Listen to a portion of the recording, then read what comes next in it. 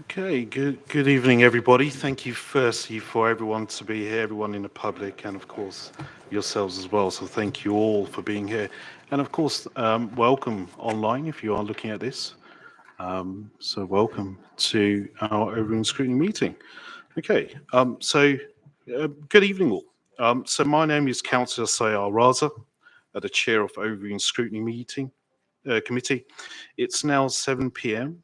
and I so would like to welcome you all to this meeting of the committee.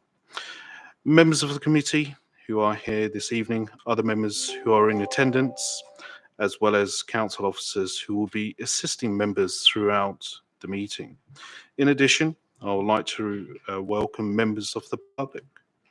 November's agenda is a full one, with the number of substantial issues before the committee. This evening, we'll be considering three substantive items. Number one, Hounslow and Richmond Community Healthcare Trust. One, Hounslow Finance Strategy. And a council new approach to developing a borough-wide diversity and inclusion strategy. We also have the following shorter items: delivery plan, monitoring, and updates from scrutiny panel chairs, and from Councillor Sharma as a council representative on the North West London Joint Health Overview and Scrutiny Committee, followed by our regular review of the work programme and urgent business. The way this meeting will work will be that as chair, I'll be running the meeting and inviting people to speak. I will allow every member of the committee who wishes to speak the opportunity to do so. So I would ask members to wait their turn and not interrupt people when they are talking, or comment on the contributions of others except during their own statements.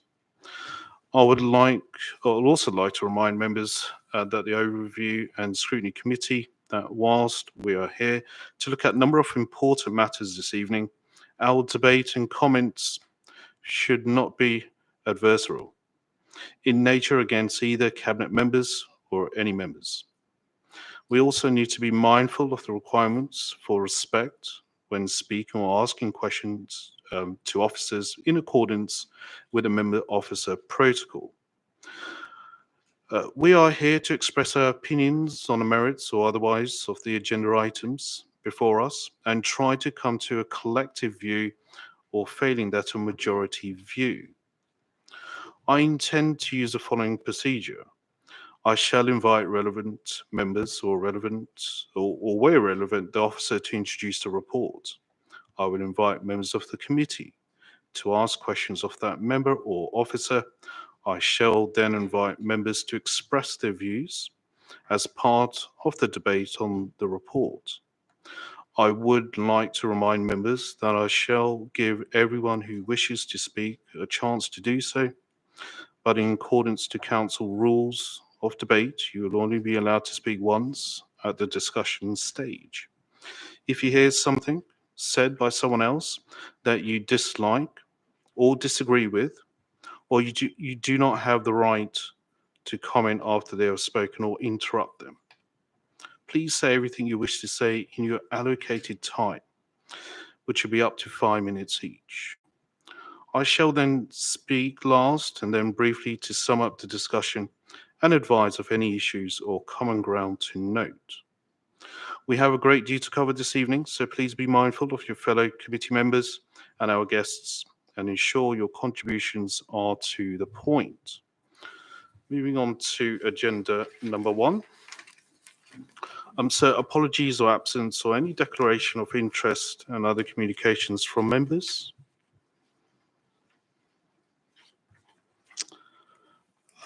No, that's great. Thank you. I haven't had any apologies. Thank you. Okay, moving on to agenda item number two. The first of our substantial item tonight is Hounslow and Richmond Community Healthcare Trust. Good scrutiny doesn't just focus on what the council does, it also considers wider activity, including activity in the health sector. HRCH provides community health services to over 500,000 people across Hounslow Borough and Richmond Borough. The council will pay HRCH 5.7 million in 2002-2003 for a range of community health services. The committee was keen to understand how changes to HRCH senior leadership might affect service delivery in Hounslow. Hence, our extended invitation to HRCH to attend this evening. I'm grateful to our guests from HRCH and welcome to them to the meeting. As per the process I mentioned previously, I would like to welcome Joe Farrer, HRCH's Chief Executive, and Anne Stratton, Chief Operating Officer of HRCH, to this meeting, and I'll thank them for their time and talking to us about this important subject. To both of you, Joe and Anne, may I ask you to introduce your report? You do have 5 minutes.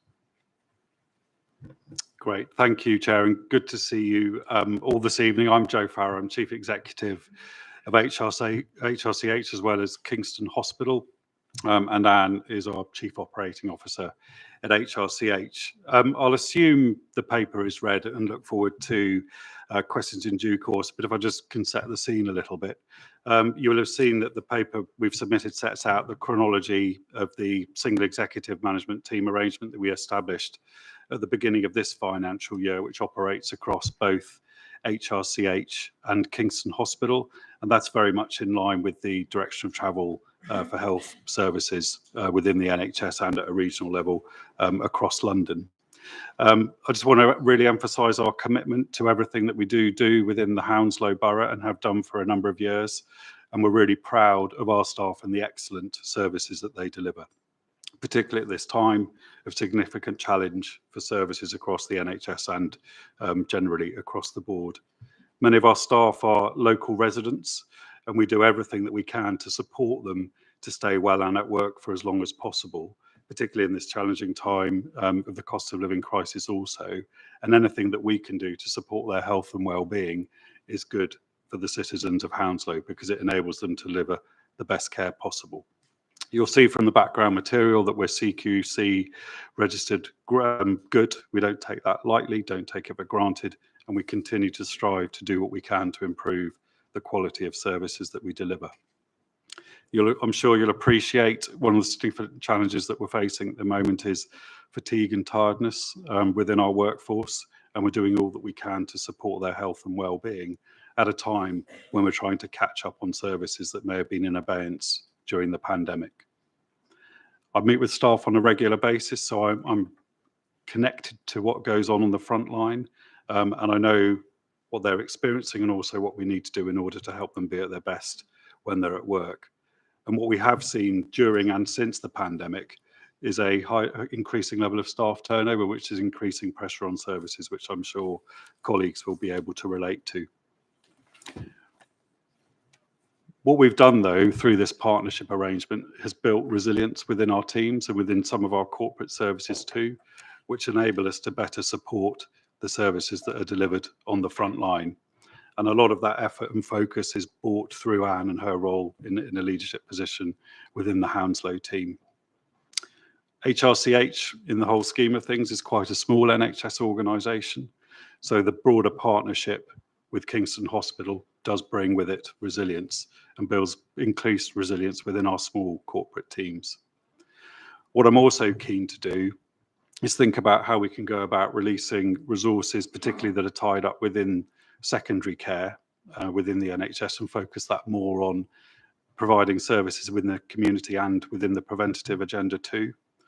I guess I have more direct control over that in my role in South West London, where I'm placed lead in both Kingston and Richmond, but it's certainly, I know, a cause that Anne advocates for when she's doing her work within Kingston too. I've talked about the staffing challenges that we're facing. What we have seen since the establishment of our partnership is HRCH coming on board with something called our recruitment hub that we host at Kingston Hospital on behalf of the Acute Trust within South West London. And as a result of that, we've managed to fill a number of vacancies and bring our time to hire down by about 50%, which I think is quite significant since we've been members of the recruitment hub. So I just want to sum up by saying we're totally committed to the services that we are delivering within the Borough of Hounslow. We want to support our staff be at their best and deliver the best services they can to the population that they serve. And our leadership team is totally focused on that. Thank you. Thank you. Thank you so much for that. Okay, so we now sort of move to questions on the report that you just heard, and of course what we've read. So this is to seek opportunity for clarification, and we'll, of course we'll discuss the issue more broadly afterwards. I'll actually start with the first question, if I may. With, of course, the management structures moving around quite a bit from looking at the report, what potential impact do you see for London Borough of Hounslow residents? So if I start, and then maybe Anne, you'd like to come in. So I would hope that you may see an improvement in the services that we're delivering within the Borough of Hounslow. I certainly wouldn't envisage there being any detrimental impacts of the changes that we've seen. The leadership roles that were in place prior to the establishment of the single executive team, those individuals are still around and is still absolutely playing a lead role within the borough. David Hawkins, who was the HRCH chief executive, plays a significant role within the partnership arrangement within the borough too. And we're strengthening the infrastructure that sits beneath Anne to further increase our focus on the Borough of Hounslow. So from my perspective, I wouldn't certainly see a detrimental impact to the services that we provide in Hounslow. But Anne, is there anything you want to add? So the only thing I would add to that, so we've got the sustained structure. I think what I can do at the moment is access those real wins for us. So that recruitment hub, although it didn't sound very much, the fact that somebody had already set it up, I could just walk in, get our staff there. We used to have about 90 days to recruit, to hire. We're now at 63 and expecting to go down to 45, which will make a huge difference to our staff who are really looking for us to fill those vacancies and not rely on some of the temporary staff they have to at the moment. Thank you for that. If I can ask now Councillor Kiani for the question, please. Thank you, Chair. In new setup, what are the risks for Hounslow? I've got two-part question. First is, what are the risks for Hounslow, and what provisions in place and what mitigations? So again, thank you for your question. If I can start. So again, I don't think as a result of the establishment of our partnership in the single executive team, there should be a risk to the services that are delivered within Hounslow. I suppose there may be a perceived risk that the centre of gravity, for want of a better description of the leadership for the Hounslow services, might have migrated away from Hounslow. But I'd like to assure you that that is not the case. As we've just said, we've strengthened the arrangements that are in place within the borough and the support that we're providing to Anne and her team. So I would hope that the only risk is that is a perceived risk. I don't think there's anything detrimental that could happen as a result of the establishment of this partnership on its own. So I would just add to that. So I do quite a number of roles within Hounslow. So I'm the borough sort of lead borough-based partnership director. And obviously one of the concerns would be whether actually we stopped contributing quite so much as we do in Hounslow. We try to make sure that we're there at the forefront of any projects and stirring things on in our sort of accelerator projects as a borough-based partner. But we haven't done that. We've made sure that I've got capacity behind me in order to keep on doing that. And so we'll continue to do some of those roles, and we've got our staff contributing in all the work streams that we've got, and that will continue. Thank you for that. And Councillor Biddulph, please. Thank you. And if I could start by thanking you and everybody for the very good and hard work you've done throughout the pandemic. We're exhausted. You must all be even more exhausted. So thank you for that. And I don't know how people are going to recover. Anybody taking holidays at the moment? I'm sure they need them. Just looking at this, there's a certain part of me that thinks I've sort of seen this before. We go in cycles in the health service of growing into a bigger organisation with greater coordination and then thinking we need to get smaller. So I'm wondering why you've decided to go in the bigger arena again, particularly as quite a lot of patients, when they have treatment, think that they would much prefer to have a smaller unit delivering direct services to them of a specific nature rather than something very big. But when you, and also the layers of bureaucracy, I see you've gone from 12 plus 4 people, 9 to 12, and then plus 4, and from 16 to 14. So that's I don't see a huge difference there in terms of the numbers you've got managing the overall organization. Before you took on the role, Joe, I suppose it's more direct to you, had you identified the scope for rationalization or savings? Had you looked at the organization beforehand and thought this could really do with some reorganization here or there? What's the overall view on that? So I guess yeah, it does go in cycles. If I take your questions in turn, so yeah, obviously the NHS does sort of reorganise from time to time, and things do go in cycles. For some time now, however, certainly within London, there has been a move towards consolidation and pooling of resources, which I think is what we've done here within Kingston Hospital and HRCH. Just to be clear, we are still 2 separate sovereign organisations, and with that, you do still need to maintain a degree of bureaucracy. I hear what you're saying about patients not wanting to be lost within large organisations, but I think one thing that strikes me, certainly when I meet with staff within the Borough of Hounslow and delivering the community services, it is still a very personal service that is delivered.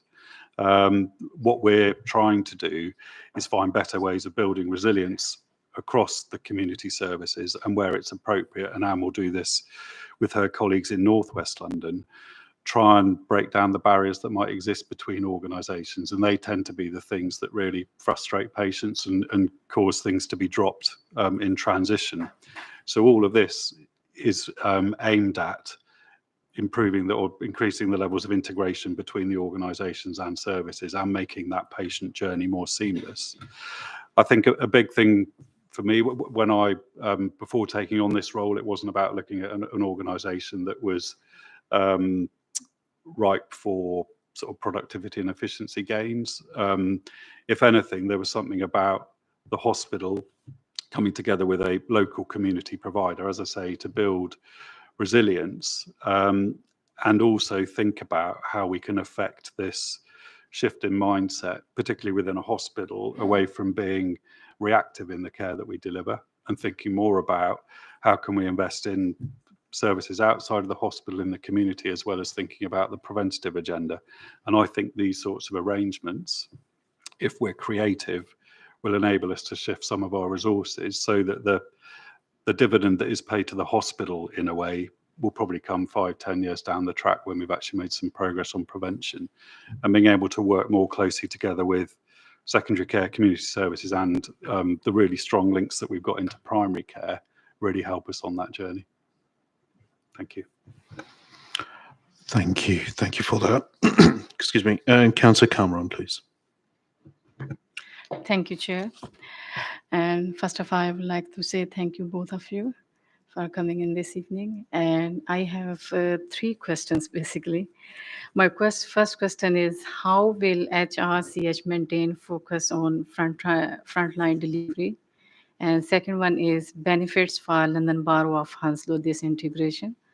And third one is, how are HRCH going to identify ways to improve service? Thank you. Thank you for your questions, but maybe if I can start, and then I'll hand it over to Anne to fill in the bits that I can't answer. But so I feel well connected to staff on the ground and in their delivery of the frontline services.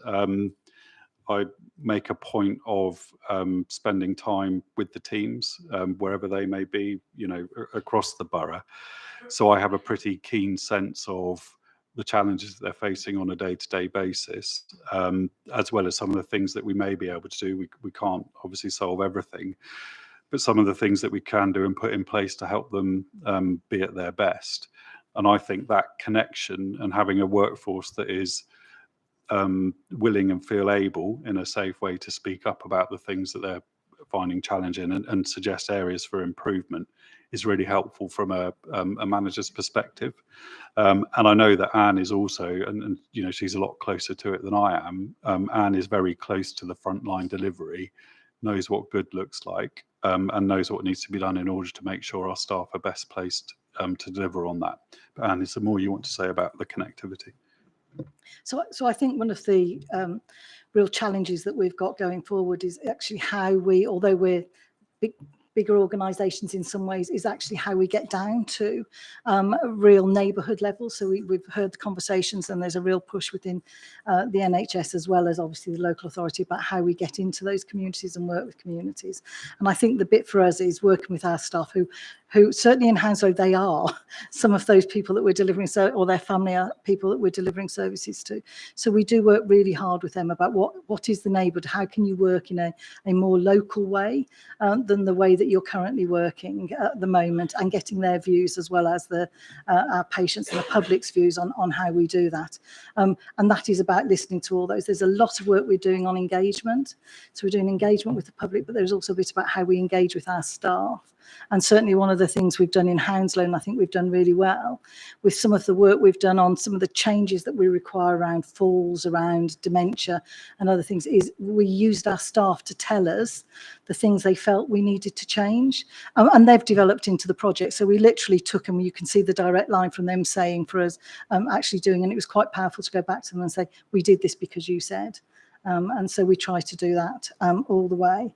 I mean, in terms of improving services, that's the way we would improve those services as well, because you're directly there with people that are taking those services and saying, this is the way we want it. So that engagement's really important to us. We've got a lot of work alongside the work within Hounslow. So we work as part of our borough-based partnership, looking at the work you've already done on engagement here and how we can use that going forward and find out what people want from our services. Again, thank you so much for that. If I can call upon Councillor Sharma, please. Hello, thank you for coming this evening. I would like to, there's a couple of questions. Where does HRCH consider key areas of pressure? And also, if there is a winter crisis at Kingston Hospital this winter, with patients off sick and then a high uptake of, workers off sick and patients sort of sick, will staff be pulled from Hounslow to facilitate that gap? Shall I answer the second one and you do the first? So absolutely not. We wouldn't pull staff in from the community if they were shorted in the hospital, and certainly not from Hounslow. I think the thing for us is that the hospital is not the best place for patients to be if they're ready to be discharged. So if anything, what we would be keen to do is find ways of decompressing the hospital, which in all likelihood would be patients being cared for ideally in their own home or as close to it as possible, not in the hospital. And what we wouldn't want to do is anything that would compromise our ability to main flow throughout the system.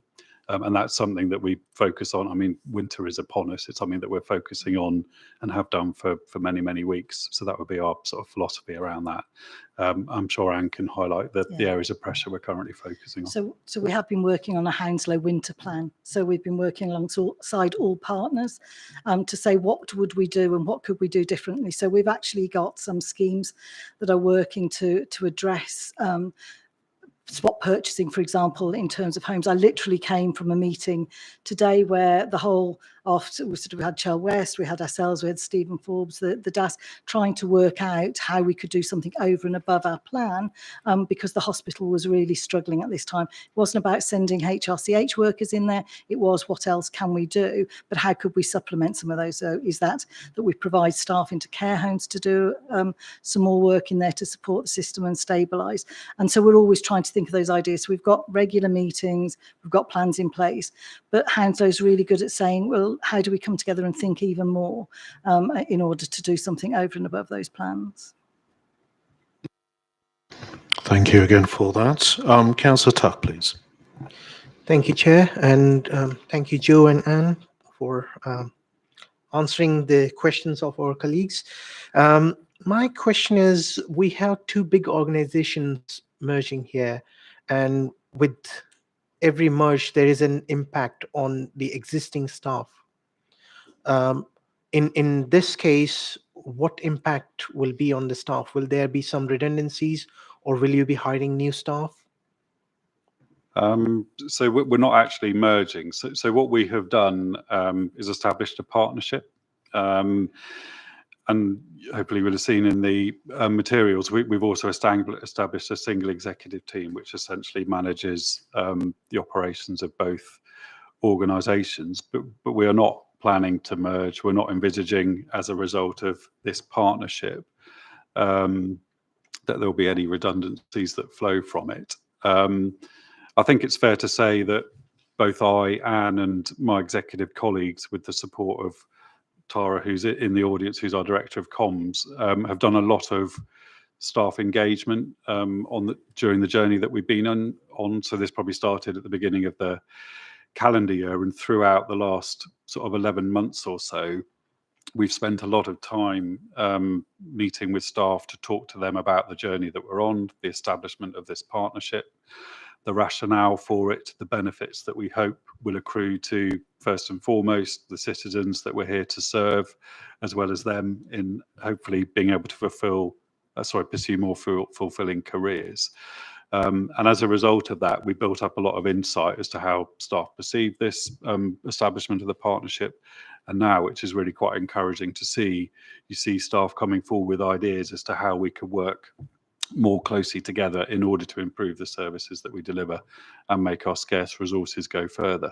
So I just want to make it clear that it's a partnership, it's not a merger. We are still two separate sovereign organisations, and we've been sort of walking alongside our staff every step of the way, and indeed we've sought to work with them to establish a shared set of objectives for HRCH and Kingston Hospital. So they've been very much part of the co-design of the journey that we've been on.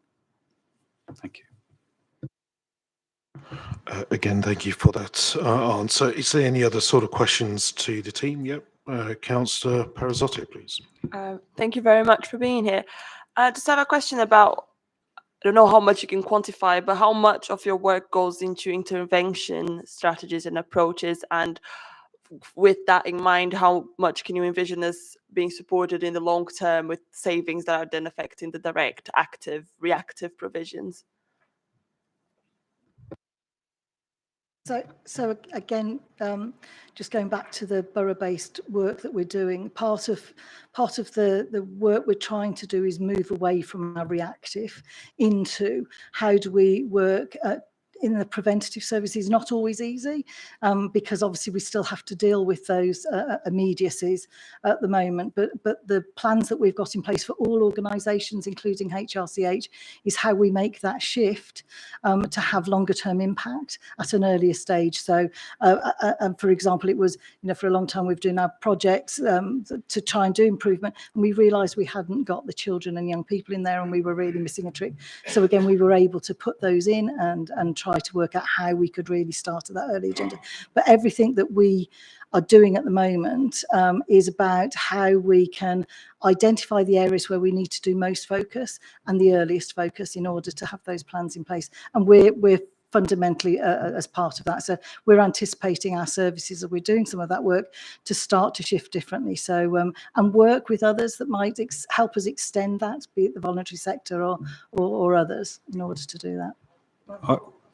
I think if I can add, and we've also contributed to a local transformation fund, haven't we, with partners and at a borough level, which is very much ring-fenced and focused on the preventative agenda. I think, as I mentioned, we need to find a way of shifting resources from the reactive services that we're providing within hospitals and think about how we really can pursue that preventative agenda.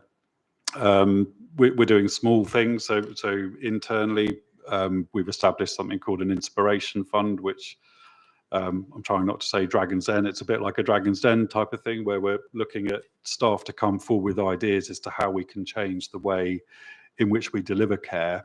It's funded by the Kingston Hospital charity, but is open to all comers. And we're working through the process at the moment. We've had some bids in from HRCH, and within that, certainly from teams within Hounslow. So we're trying to encourage our staff to think differently, enable them to act differently as well.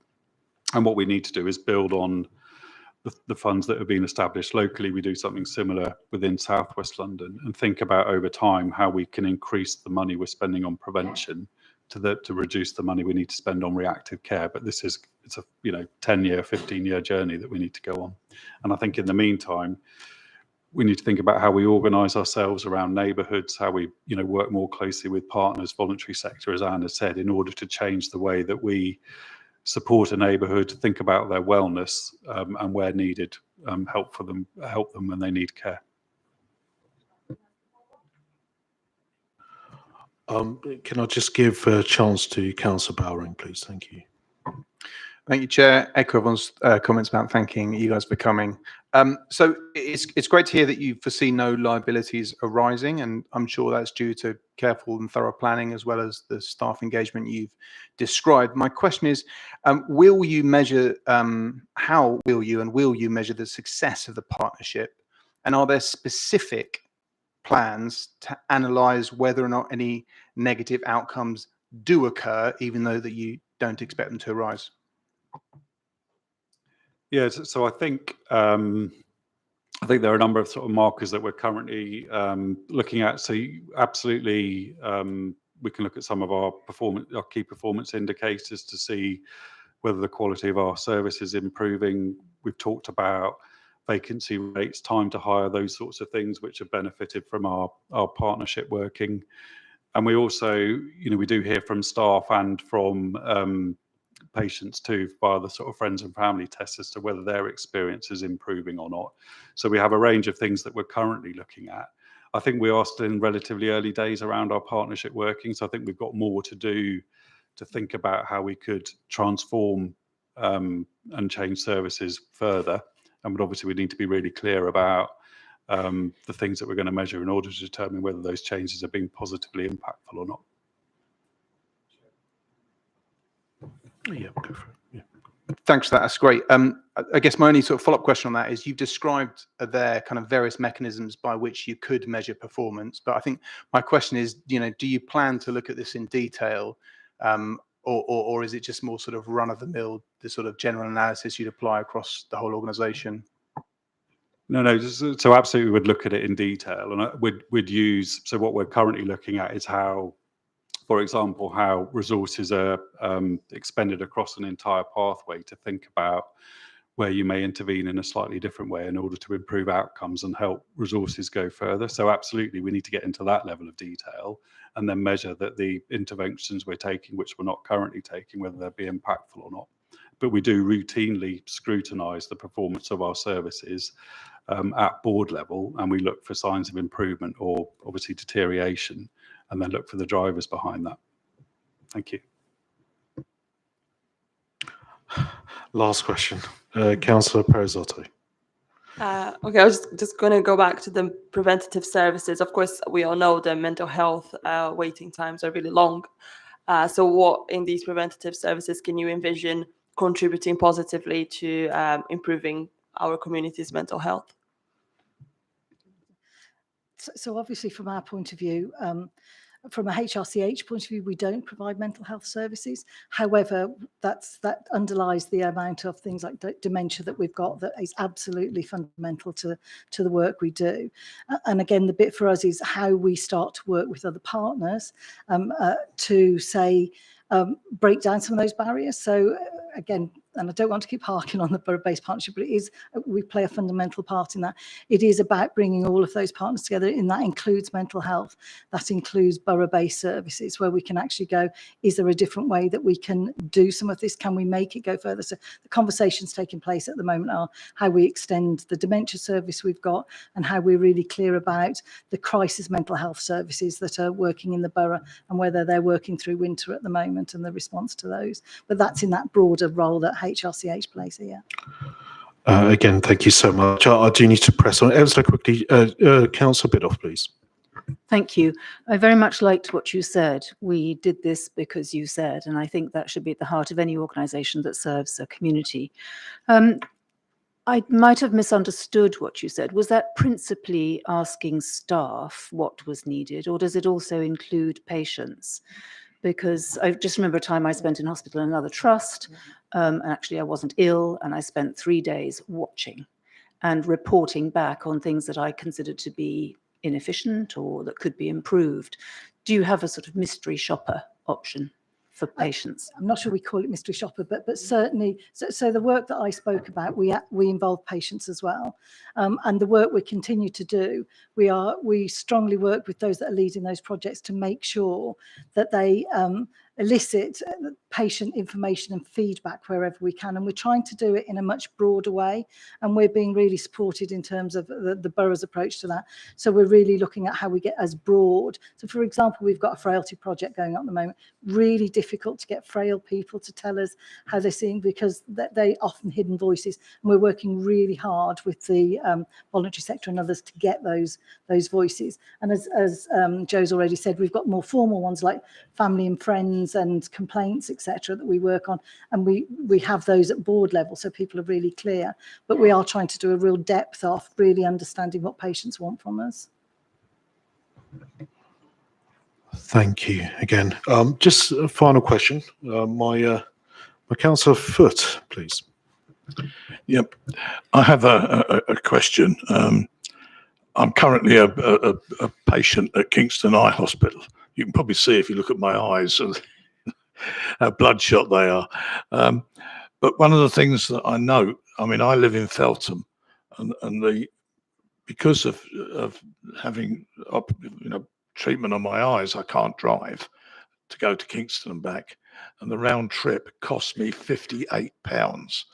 That's a lot of money. All right, I possibly can afford it better than most, but for an awful lot of people, that would be a lot of money to pay. Have you actually considered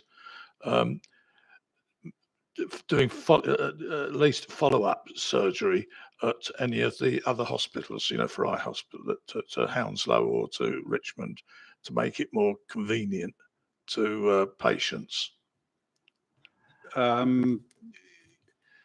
So at the moment we're delivering our services out of Kingston Hospital. There are other partners that we're working with locally within South West London, so there may be an opportunity to deliver procedures elsewhere. But at the moment, the stuff that we do at Kingston Hospital we're planning on keeping it at Kingston Hospital.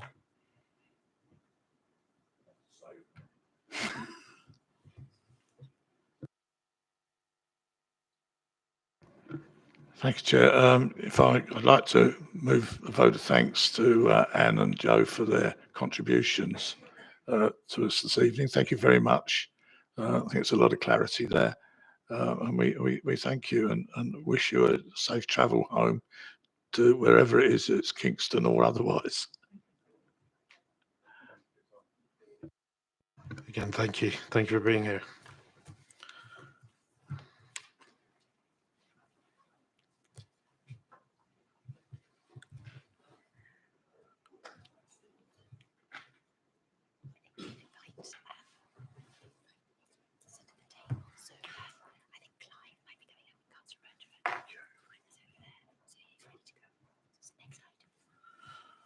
Okay, for item 3, if I could just have the officers come to the tables, please.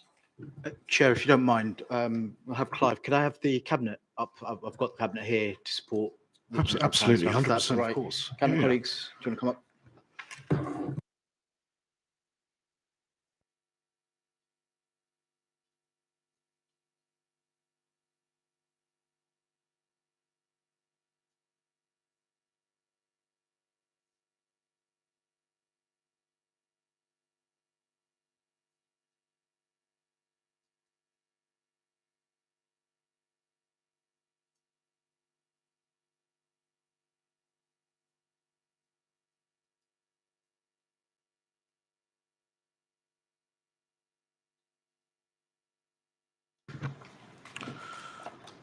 Okay, agenda item number 3, One Hounslow Financial Strategy.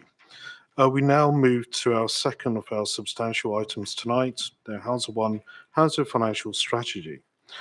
Sound finance management matters a great deal, and the development of a robust medium-term financial strategy is a key component. The budget supports delivery of the Council's ambition as set out by the Cabinet when OSC met in September. OSC is asked to note the attached presentation on the One Household financial strategy and developments influencing influencing the process of updating the strategy, and provide comments on development of the One Hounslow financial strategy update prior to submission to Cabinet. Therefore, in accordance with the process I mentioned previously, I would like to welcome Councillor Shantanu Rajwat, a leader of the Council and Cabinet Member of Strategy, Resources and Customer Services, to this meeting, and to thank him for talking to us about this important subject. Councillor Rajwat, may I ask you to introduce your report? You do have 5 minutes.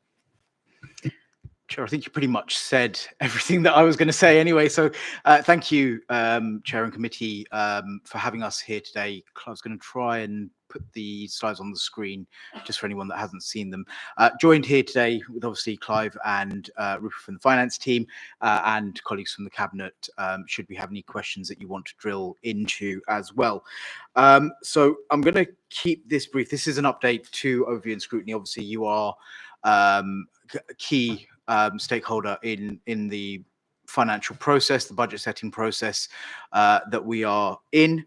And you'll recall that the corporate plan had 3 parts: the plan itself, the delivery plan that went with it, and today we're talking about the financial plan.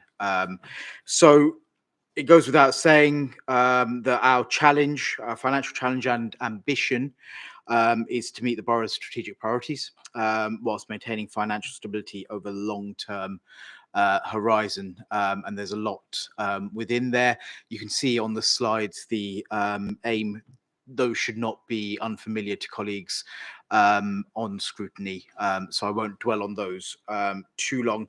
What I would say and reiterate, and it's an important point, is the One Hounslow transformation programme is our primary vehicle for achieving sustainability over the medium term, as well as the efficiencies that arise from that.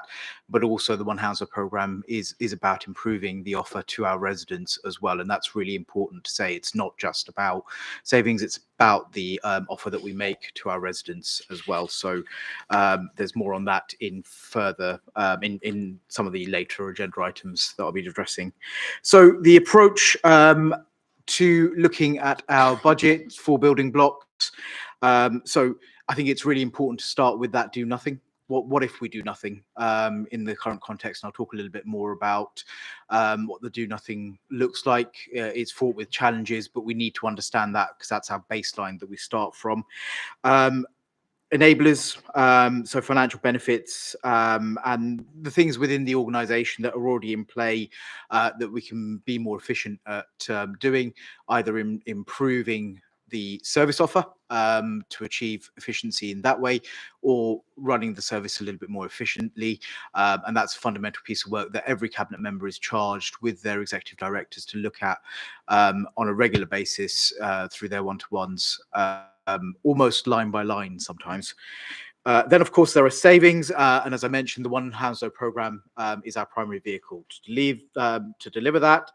And then bridging, what are the short-term interventions we need to put in place where the longer-term One Hounslow programme is yet to deliver? What do we need to do in the interim to bridge that gap that exists? So risks and challenges. This is as of July when the update went to Cabinet. It's worth keeping in mind. They're on the slides. I'm not going to repeat them for expediency, but in many respects, with and I'm not making the political point here, but actually a lot of those challenges in July have changed. So almost as soon as we've presented an update to Cabinet, things have changed and things have moved on, and so we need to respond to that. But a lot of those on the slide will be very, very familiar to colleagues because I've spoken to the Overview and Scrutiny about those previously. The financial strategy as of July, it's been cut off a little bit. Yeah. So what we're looking at as of July, and again, this would have changed, so we are responding to this. So I will be back with a further update when we get to the budget, highlighting what that change looks like and how we responded to that. But as it stands, for the purpose of this report, a £10 million gap that we need to look at. And you'll see some of those building blocks that I spoke about are mentioned here. So that do nothing accounts for 22 million, but then there are enablers and savings that we can find, and then one-off items that we can use to get to that 9.8, and that's what we need to respond to. And I'll talk about some of the further challenges actually now. So further challenges within the system that we need to respond to. Again, these will be familiar: housing, temporary accommodation, asylum seekers and refugees, and unaccompanied asylum seeking children. They are all pressures, and that is a fast moving scene for us in the council, with increasing numbers presenting to us that we have to respond to, and we want to respond to, but there is a response from government that we need to see in that space that is really, really important as well. The high needs block of the dedicated schools grant, you'll know, those of you that are eagle-eyed, that does have sort of legacy pressures that we need to respond to. And then adults and children's, the demand there and the complexity and the costs associated with that, again, are challenges that we've articulated previously and that will be known to you. Obviously, the mini budget, whilst largely reversed now, has had an impact.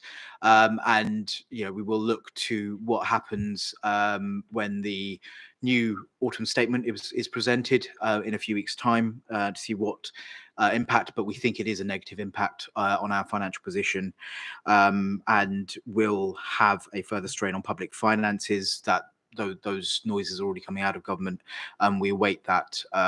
I'm personally, and I think Cabinet will join me in agreeing with this, I am worried about a version of austerity 2.0. The first round was savage on local government finances. The second round will be decimating on our services and on our residents. So we need to watch that very, very carefully. And then, we've got real big net zero aspirations. We've declared our climate emergency.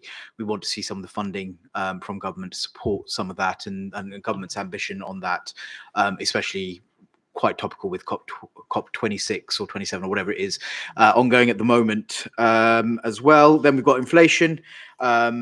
So we budgeted for lower than the staff award, so we need to account for that. Contract inflation and contractual inflation as well.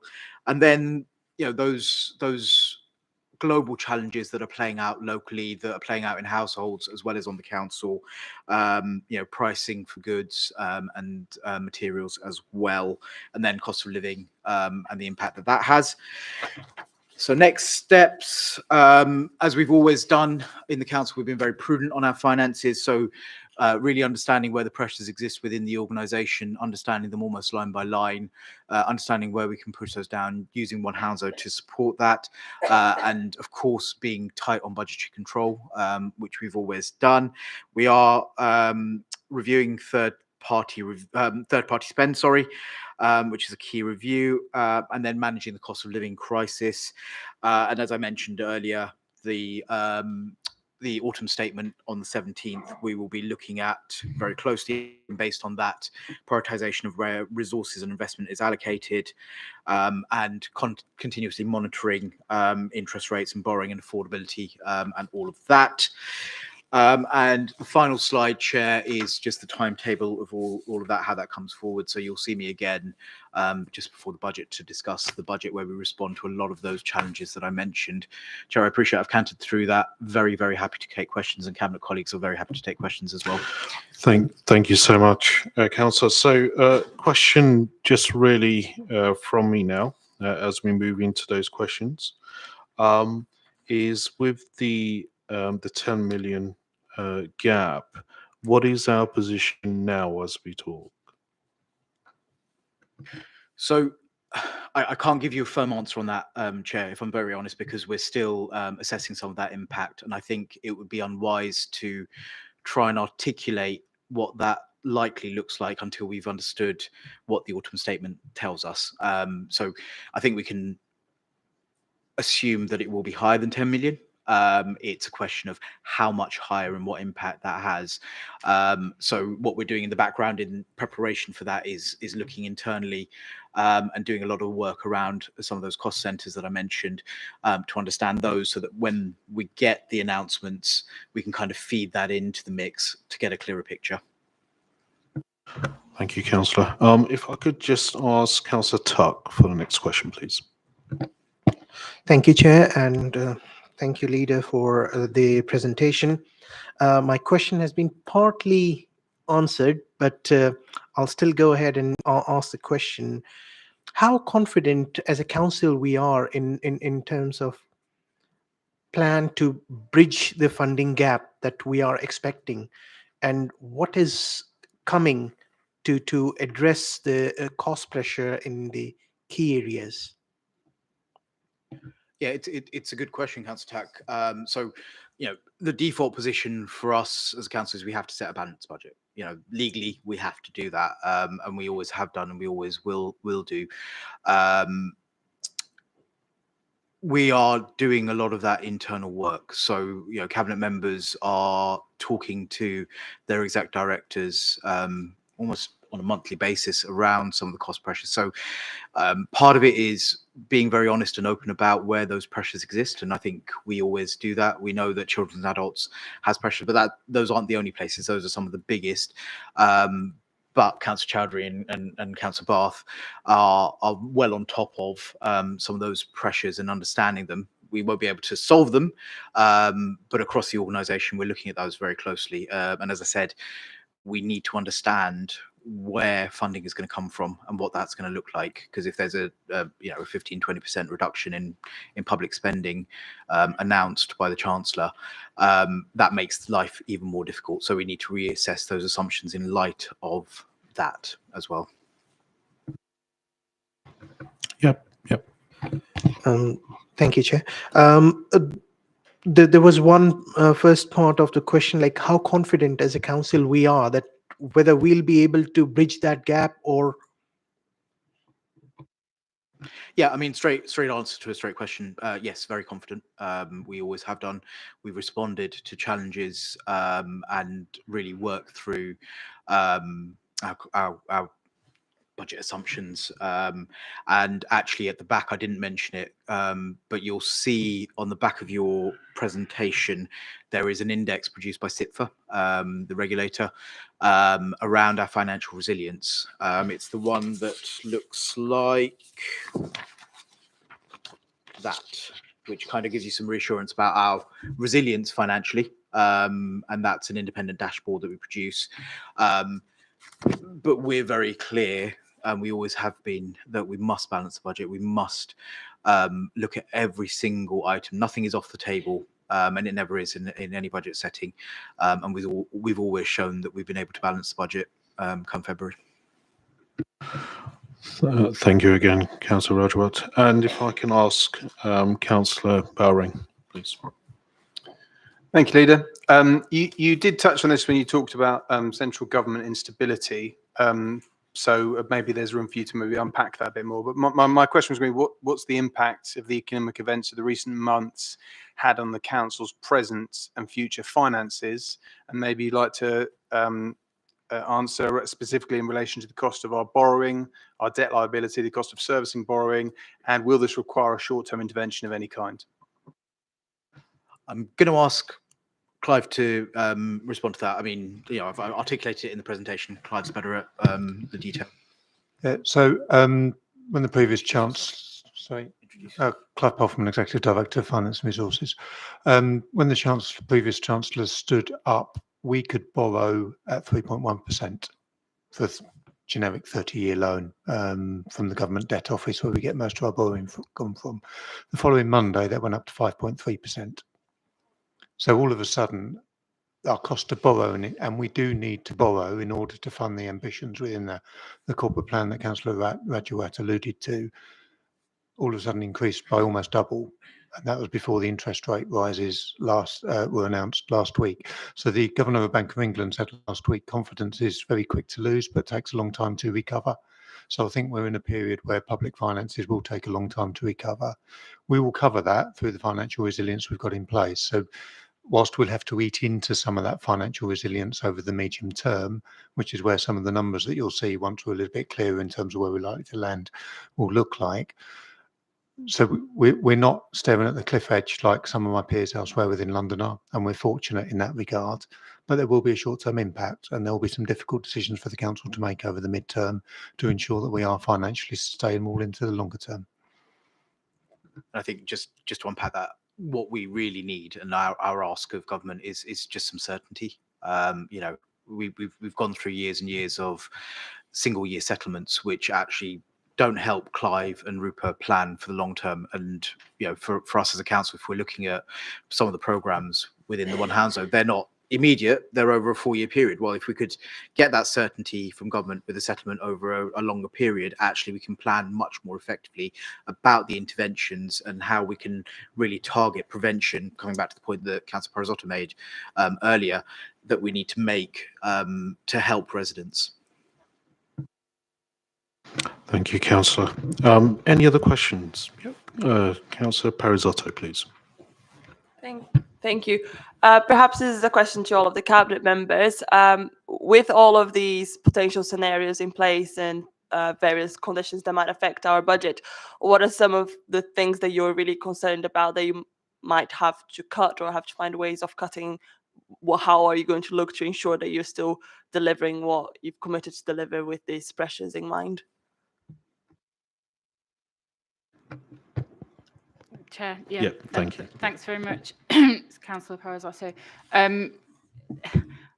mean, I think we're all very concerned about this because we're looking at big numbers. You know, 10 million isn't easy to find, and the fact that it's likely to be considerably more than that is even more distressing, really. So we're not at a stage where we can give you any examples or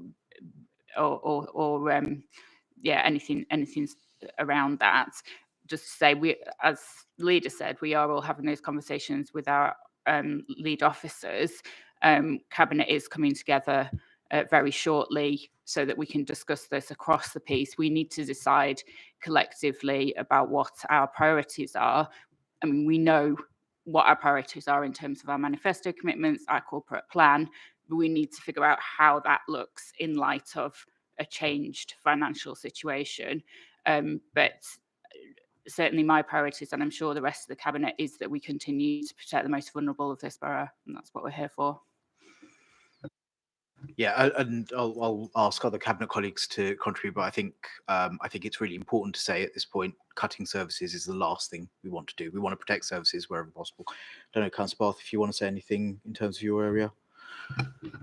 So I'm the cabinet member for children, education and learning.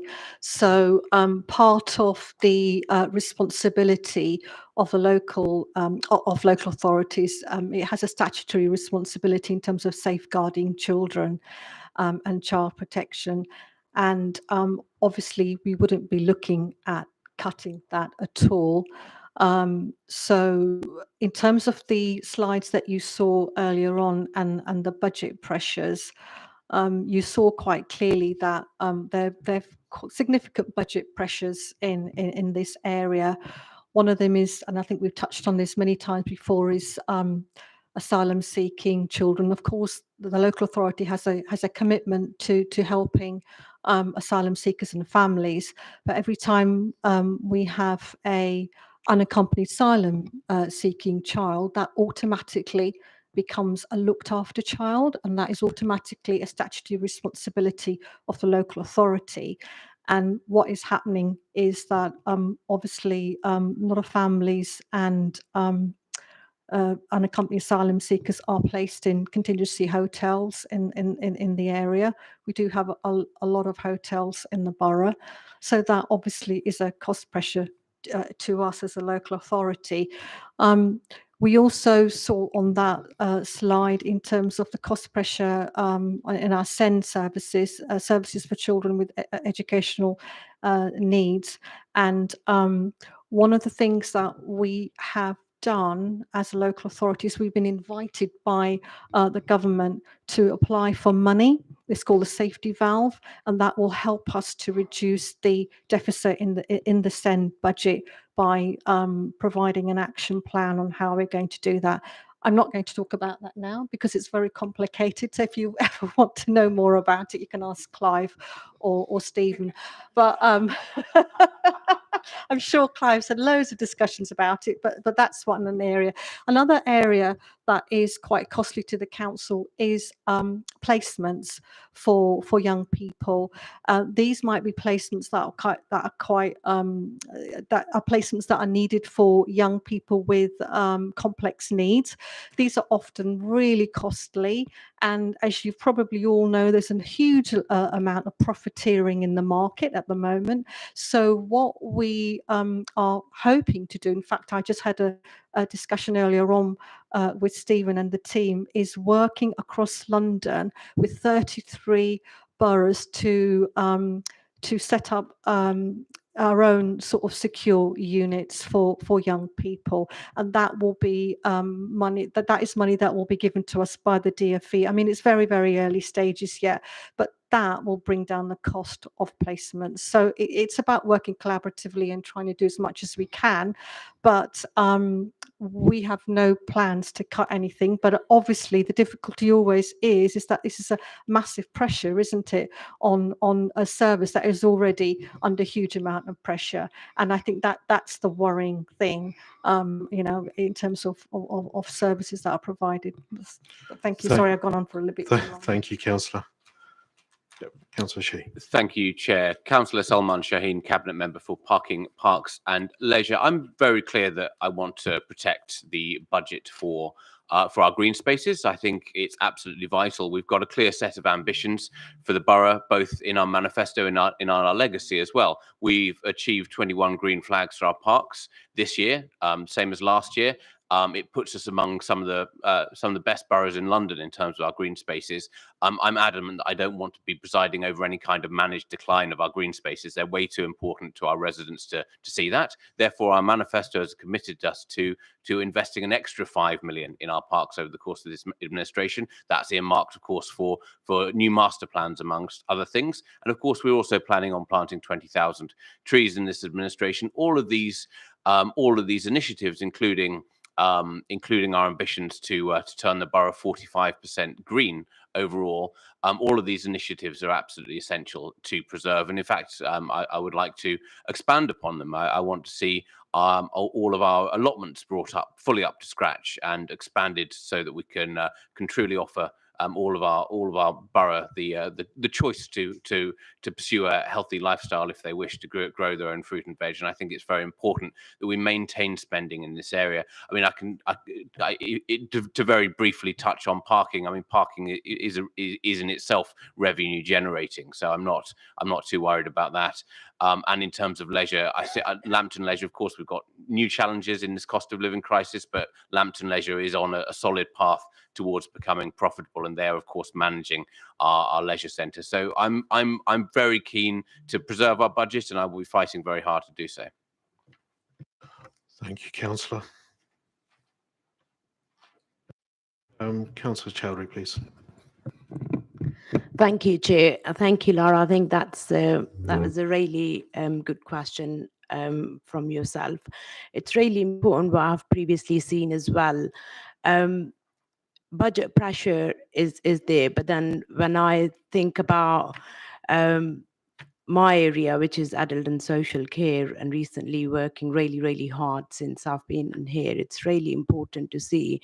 I don't think that there is any services which I'm thinking about cutting, or we can cut, and we will find the ways to work on the budget, from hospital discharge to the other services which we are providing in the borough. As you must know, you've got adult, the scrutiny panel for children, as well as my colleague Councillor Bath has explained, there is a lot of work which we are doing, and with the budget and the other things at the moment, we're actually giving more services out. We must have seen the adult and social care stalls as well to see where we're providing more services, but the budget pressure from whatever we have, I'll just say that at this point, that there is no service which I'm thinking about cutting with my officers or with the leader. But if there is anything, then we'll definitely discuss it with you in future. Thank you. Thank you, Councillor Chowdhury. Councillor Sampson, please. Thank you, Chair. The HRA, I'm Councillor Sue Sampson, lead member for housing and homelessness. So there's two areas that are really the budget pressures within the HRA, the Housing Revenue Account, are, I wouldn't say they're unique. I would say they're sort of slightly separate to the other budget pressures that the other cabinet members are facing, because the HRA is responsible for increasing or managing the rents of the housing tenants, as you know. Now, the issue within that, the rent increases normally take place every February. And the way that operates is that the rent increase is normally the interest rate plus 0.5%. Now, we all know the interest rate currently sits at 5%, whatever it is. So, you know, it's not going to take a lot, and it's going up and up and up. So it's not going to take a lot of working out that what that rent could look like come February. Now, that is currently out to consultation, where we do not have that answer until come January. So that is a pressure that we will continue to fight as a local authority with all the London councils in order to try and have some form of control. Okay, so that's one area. The second area for me is the demand on the housing provision within our housing homelessness, and the demand that we're facing regarding the influx of refugees that we need to help. But our hands, we feel, are tied behind our backs regarding the finances that are given to the local authorities in order for us to do that. So that is another target that we are constantly battling and working through, trying to work through, and hopefully the government will listen. Thank you, Councillor. A huge wealth of information there. Is there any other questions? Councillor Biddle, please. Thank you. I've got a couple of points just picking up on what had been said by a couple of cabinet members, and one about the overall plan, if that's all right. Councillor Shaheen, in terms of parks, 45% green is what you'd like. How much are we green now, and what are you counting? I will come back to you on that question after I've looked at all the statistics. I'm very happy to provide you an answer. You can't have an ambition of a percentage to reach if you don't know what it is that you're travelling from. I think it's very odd that you don't know what we've got at the moment and what you're counting. So, yeah. I understand that, but it's something that, you know, if you want to reach 45, you must know what you're travelling from, because some of it's not achievable and some of it might be achievable. So that's disappointing. And in terms of allotments, 4 years ago, I heard exactly the same as what you've said now. We've had workshops and meetings and discussions in large groups about allotments and bringing them back and managing them better. It's another disappointment, I think, to hear that that's where we still are. My own view is that the allotments team isn't big enough. I hear a lot of complaints about. Councillor Biddle, question. Yes, please. yes. Yep. So I'm disappointed, and I do hope, will you be able to move faster on this, because it's been so slow already? It's very worrying about rents, and another issue, I think, Councillor Sampson, is overcrowding, and we have to look at the number of houses that we've got that are the sizes that we need, and stop telling people that they can only squeeze into a tiny amount of space, because the pandemic has shown us that small amounts of space. Question, please, Councillor Biddle. Could you please ask to build bigger houses, because just building 1 and 2 bedroom flats isn't solving the problem that we've got at the moment. And then looking at the overall plan, I didn't see anything in there about salaries, of our own salaries, and bearing in mind that service delivery is what we want to maintain. there's been quite a large increase in the number of jobs in the last 4 years. The council's got much bigger than it was in 2018 when I was first elected. I don't know what the differences are. Perhaps you do. Between Councillor Biddulph, can I just stop you there and let Okay. Councillor Yep. Sampson just answer that question, please? I'd just like to reply back to your comment regarding the building of larger properties. The reason that we build to what's required. So the reason we're building 1 and 2 bedroom properties is to free up a lot of those larger sized accommodations that are currently 3, 4, and sometimes 5, for them to downsize to go into the 2s that would free those up. So that's the mechanism of how it operates. Thank you. As I understand it, though, people are only asked to downsize once. So if they go from a 5 to a 3-bedroom house and they still only need a 1, they're not asked to move again. So there's a blockage there. That's what I was told very recently. That's not true. Okay, somebody misinformed me then. Shall I move on to that last point that I was making then? Last question, please. Yes, Councillor Biddulph. absolutely. In terms of salaries. Oh, sorry, yep. Thank you very much, Councillor Biddulph. So I will also turn to my colleague Samir, who can speak to the last 4 years. But what I can say going forward for allotments is, firstly, we have many of our residents very happy with the current state of allotment provision. However, what we also have in train is a comprehensive review, details of which should be announced later this week, of our allotments and exactly how we are going to bring online far more of our allotment space into usage, so that all of our sites are loved and well maintained. And yes, that does include increasing capacity on the allotments team. Terrific.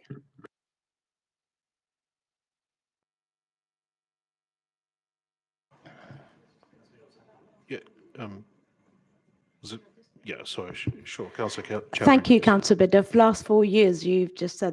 The medium-term financial strategy here. So, I mean, thank you all. So that was my Councillor last String, question, which hasn't been answered. Yeah, so if you could just ask the question for the medium-term financial strategy, please. Yeah, I will. So it's the point about salaries, number of staff, differences between the two.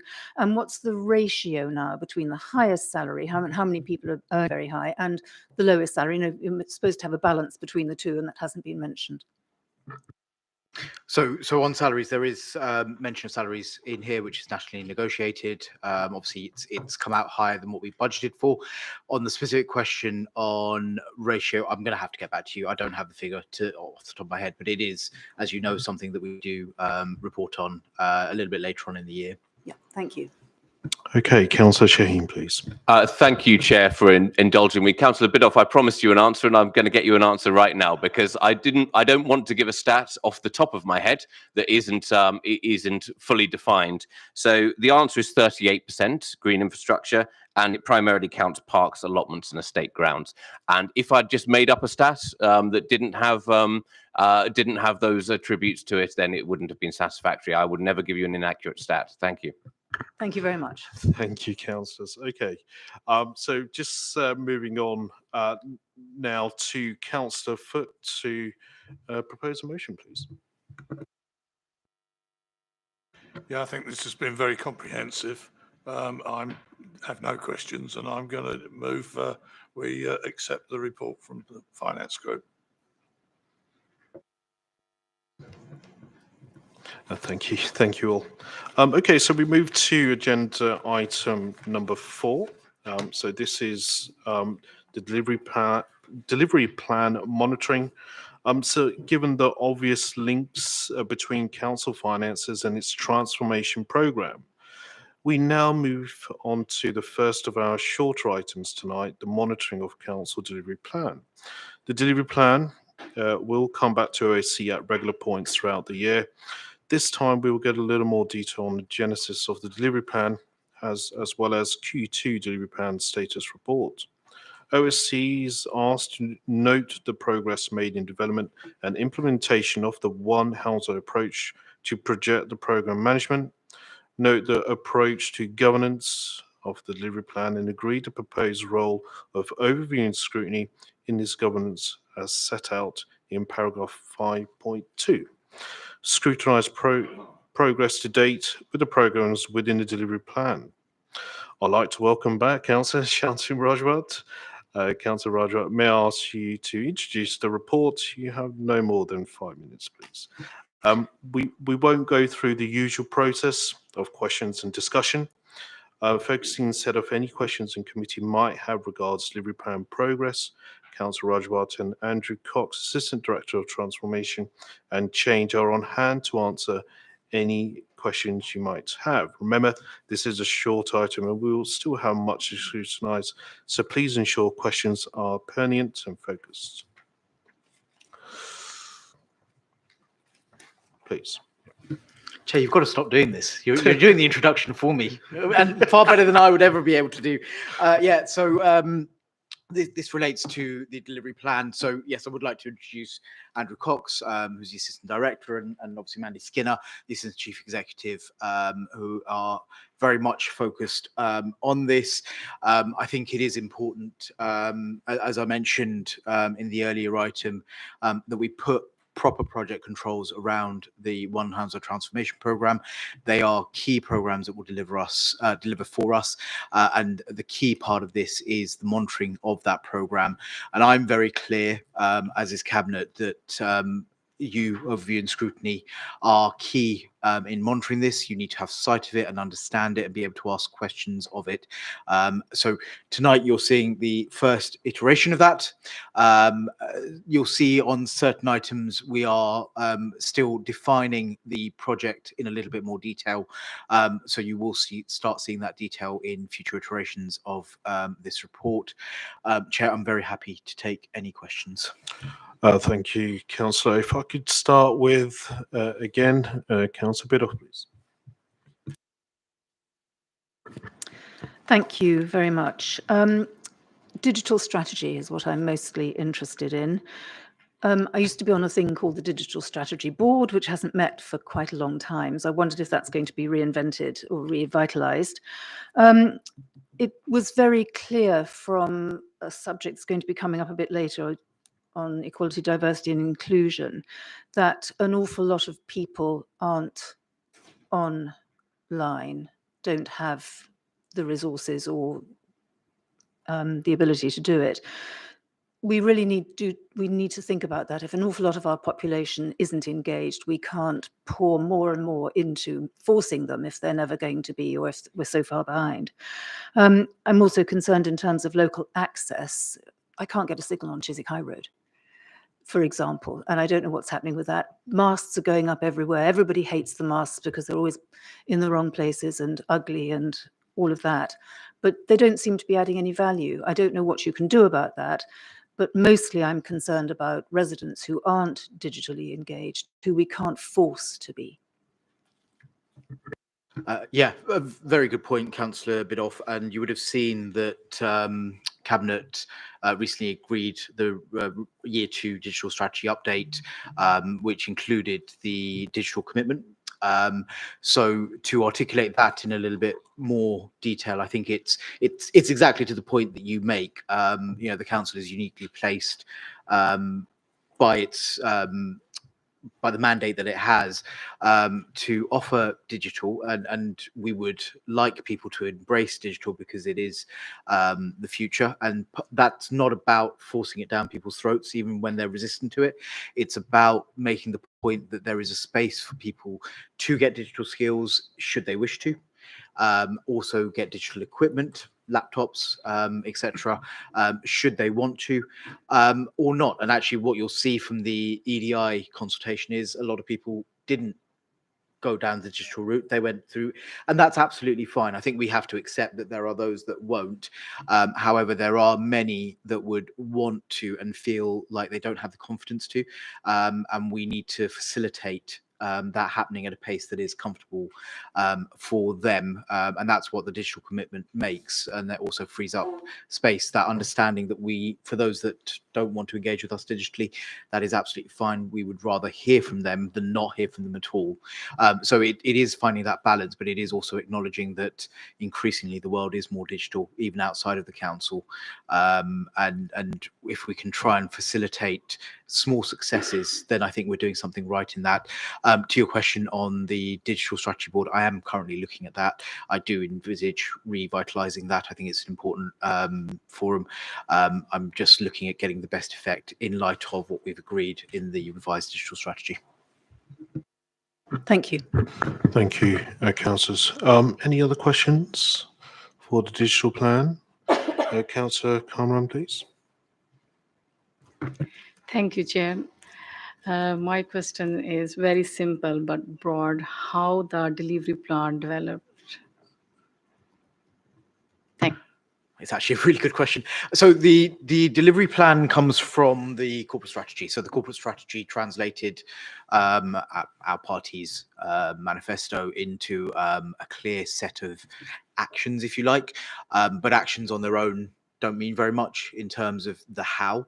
And so we were very clear, I was very clear, that what we were asking for was a number of projects. So, for example, the Equality, Diversity and Inclusion Strategy, which has a project plan around it. We need to be project focused. So that's about what do we want to achieve, how long do we think it's going to take, and how are we going to get there? And we've got project support to go around that and make sure. So this report that you're seeing in front of you kind of gives you that progress. So there's that visibility alongside some of the more traditional performance reporting that we have. So you'll see that within this, there are some very big items, but there are also some slightly smaller ones that are will have an impact, but by their very nature are quite a little bit smaller than the major programs. Hope that kind of answers that question. Thank you, Councillor. Any other? Oh, Councillor Tuck, please. Yeah. Thank you, Chair. I'm looking at the delivery plan status report, and there are only 4 items which are in green. Quite a few are in amber, and some do not have the overall status. Does that mean they haven't started? All of them which does not have a status, they're not started? If not, then how have we prioritized these programs?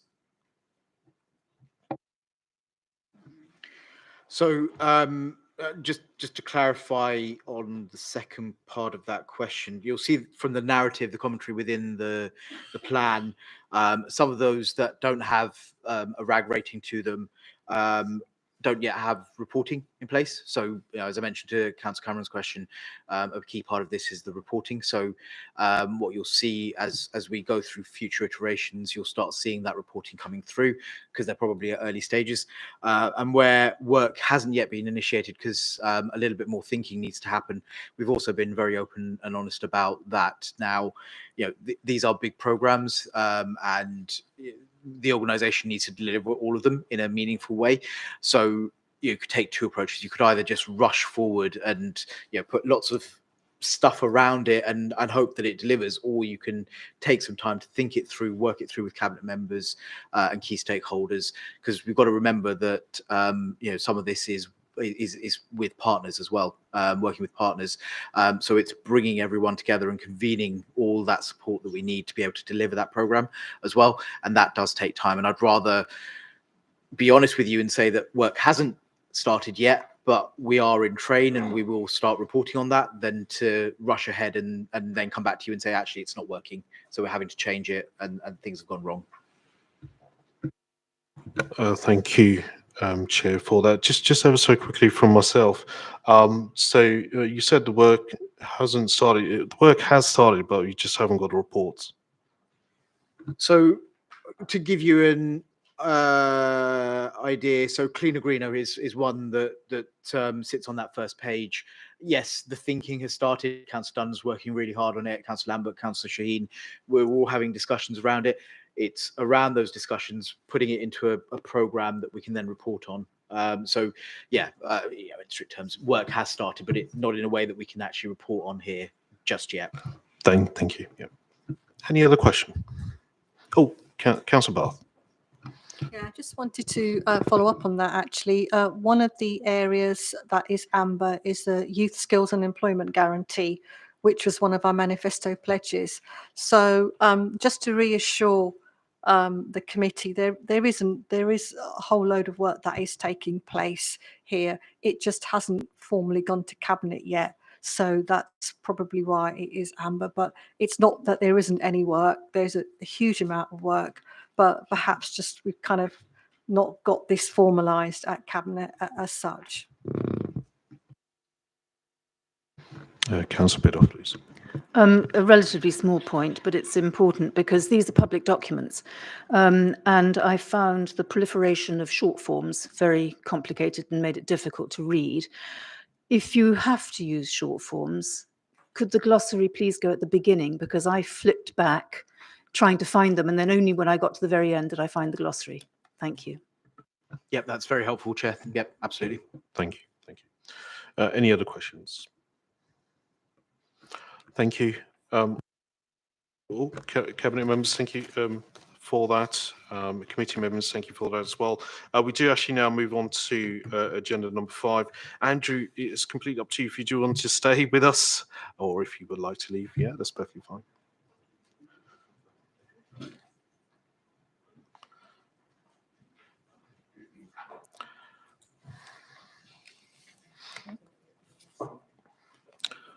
Wonderful, thank you. Okay, so agenda 5, new approach to developing borough-wide equality, diversity and inclusion strategy. We now move to the third and final of our substantial items tonight, the Council's new equality, diversity and inclusion strategy. Members of OSC in 2021-22 will remember receiving a report in March detailing how the strategy was going to develop. The final strategy is destined for Cabinet for April 2023. And so we now have the opportunity to learn what has been achieved thus far, to contribute our thoughts on what more might be done. OSC is asked to note the new approach to develop the borough-wide equality, diversity, inclusion strategy, the assessment of the different methodologies used to engage stakeholders in shaping the future EDI strategy, and note the lessons learned for strategy development and for future consultation and engagement exercises. I had hoped to welcome Councillor Shivraj Girwal, Cabinet Member for Communities, Equalities, to the committee this evening. Unfortunately, he is unable to attend. Councillor Rajwat, however, has stepped into his boots and will support the officers Elliot Brooke, Celia Golden, Mandy Skinner and Steve Walker-Whitehead. Councillor Rajwat, please introduce the report. You have 5 minutes. It's because I love you guys so much. Thank you, Chair.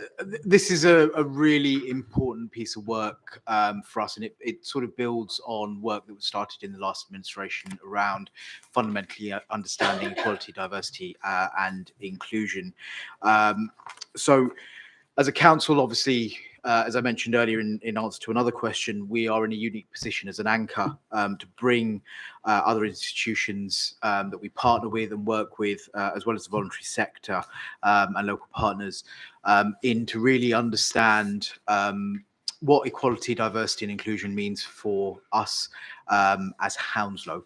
Across the borough, and the work that you will all have seen as members, I think, is sector leading. Actually, very few organisations go into the sort of depth that we have sought to go into to really understand what we understand by EDI as well. So, to talk a little bit about engagement. Obviously, we created a high-profile awareness campaign comprised of promotion through corporate means, partners, community channels, as well as a cross-council effort of different teams and members promoting survey cards to residents in person. The campaign title sort of set out where we wanted to go with this, a more equal Hounslow. And we developed documentation on the basis of this messaging. Some high-level details in terms of response to the consultation. A total of 1,363 residents responded to the engagement between August and mid-October. To break that down a little bit, 179 residents made returns via the online survey, and I think I referenced that just a moment ago. 710 were from postcard returns, and 474 individuals were engaged through qualitative face-to-face workshops. For staff engagement, because obviously there is the staff element of this, we mustn't forget that. Staff who are residents of the borough were encouraged to participate actively through all available engagement channels, and are also currently being engaged through a pulse survey, which Steve and the HR team are promoting. Just in terms of, it's important to learn lessons not only about what EDI means for our residents, but also about the consultation process, because this is one of our first big consultation exercises of the new administration. Consultations undertaken with 63 third sector groups was the most successful method of engagement, offering in-depth insight to equality matters and equality protected characteristics. Face-to-face contacts at various events resulted in 710 postcard returns, which I just referenced. Postcard returns were highest when residents were proactively approached at events, as opposed to leaving them at libraries or in tables at events. However, and this is a lesson learned for us, postcard data is not broken down by equality group nor by postcode, and feedback was not capable of elaboration. So online survey returns yielded the lowest number of responses, accounting for 13% of the response rate. As I sort of alluded to, postcodes must be a key data metric that's included in all face-to-face and workshop engagements, not just for online surveys, to allow for tracking participation rates by ward, to demonstrate reach into communities and places. Likewise, capturing other demographic data during face-to-face discussions and on the postcards would also be beneficial. So in terms of next steps, our approach to developing the EDI strategy will have been co-designed by over 1,300 local residents and 24 face-to-face workshops with seldom heard communities. By targeting engagement and by involving wider communities more meaningfully in shaping the EDI, we have understood how it will be more relevant to people's everyday lives. It is also transforming public awareness of EDI in the local population, as well as embedding an organisational culture of public involvement in strategy development. We recognise that alongside the traditional data and evidence-based quantitative approach, that qualitative insights offer an equally important source of intelligence from our residents to tackle inequality. It also shows that we're listening to what our communities value and that there is an appetite for co-designing strategy.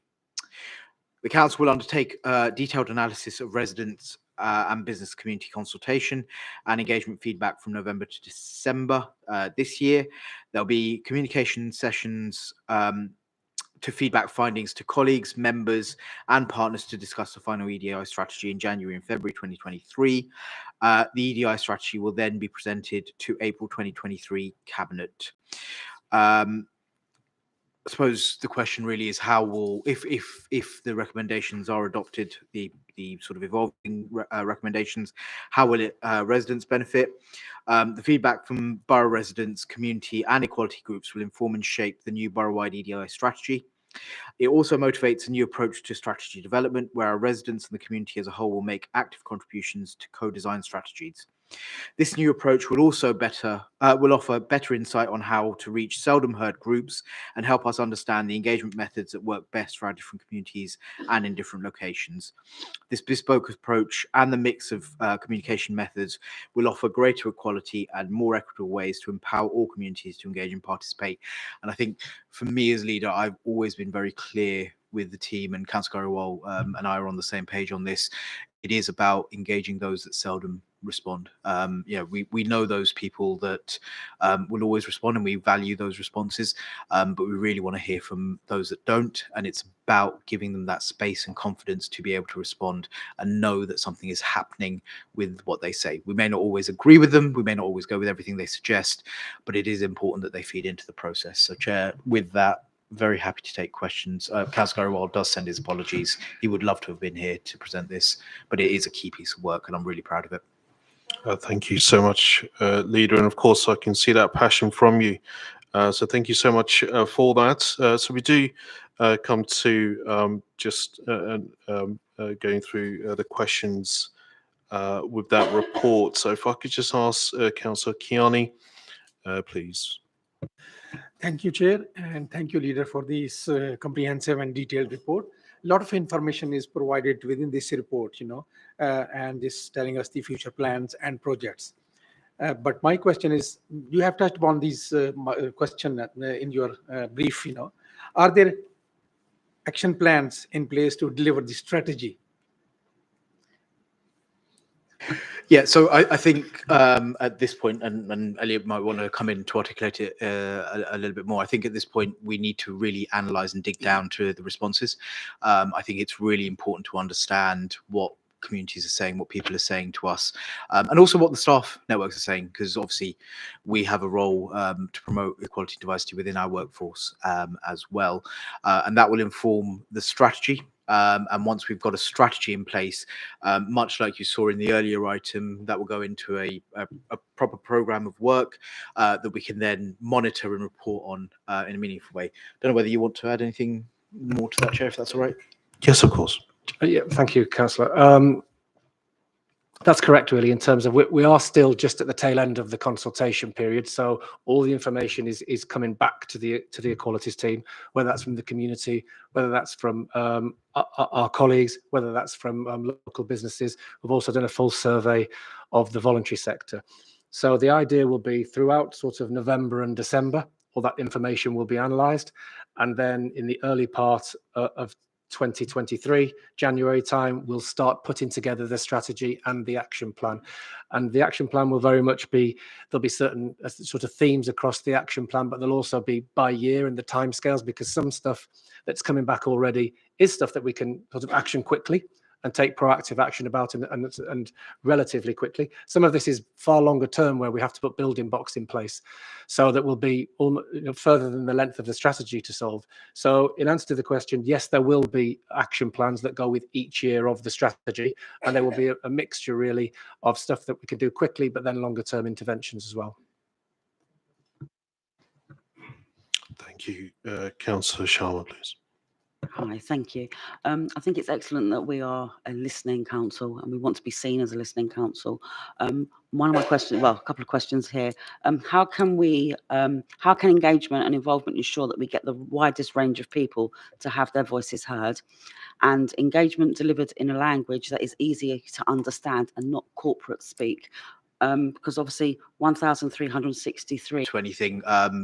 Consultation for me isn't about a tick box exercise. It's not about a document and go and tick box or write something in just for the sake of it that puts you off. So I think this was a real test for us in different ways of engaging with residents. So actually we found that face-to-face meetings were really, really effective, because people feed off each other, and they feel more comfortable talking to us in person. We take that on board. We still got online surveys. Some people just prefer going online and doing that, and it's about having that flexibility in place. You're right, 1,300 respondents isn't all of our residents, but I was actually heartened because it's more than we get for most consultations. So I don't want to count my chickens just yet. We are moving in the right direction, but we need to ensure that approach that got that response is continued, and I think we are committed as an administration to ensuring that happens. So, sorry, Chair. Also, as a side note, will future consultations be in other languages as well, not just in English?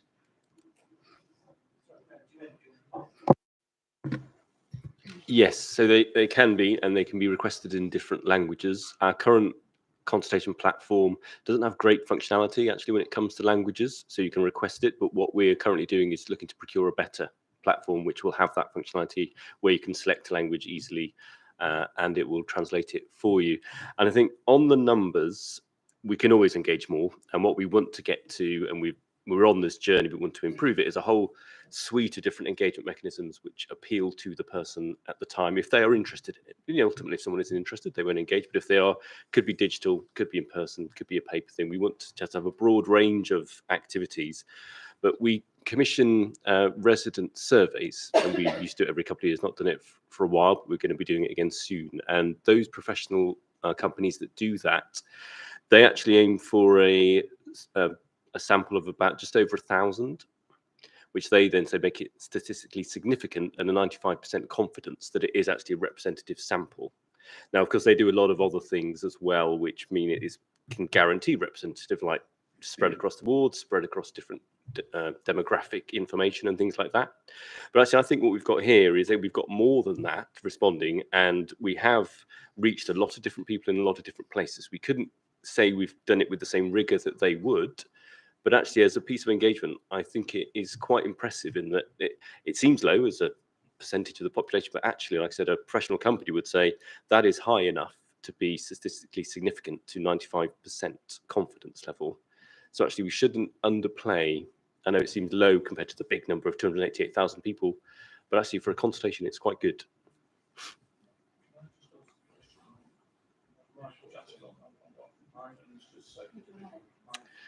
Sorry, I don't have a nameplate, so if people don't know, I'm Ben Knowles, Assistant Director of Communications. It's okay. No, you're talking about the numbers of 1,000 being quite reasonable. If you spread that across the borough, I can understand that.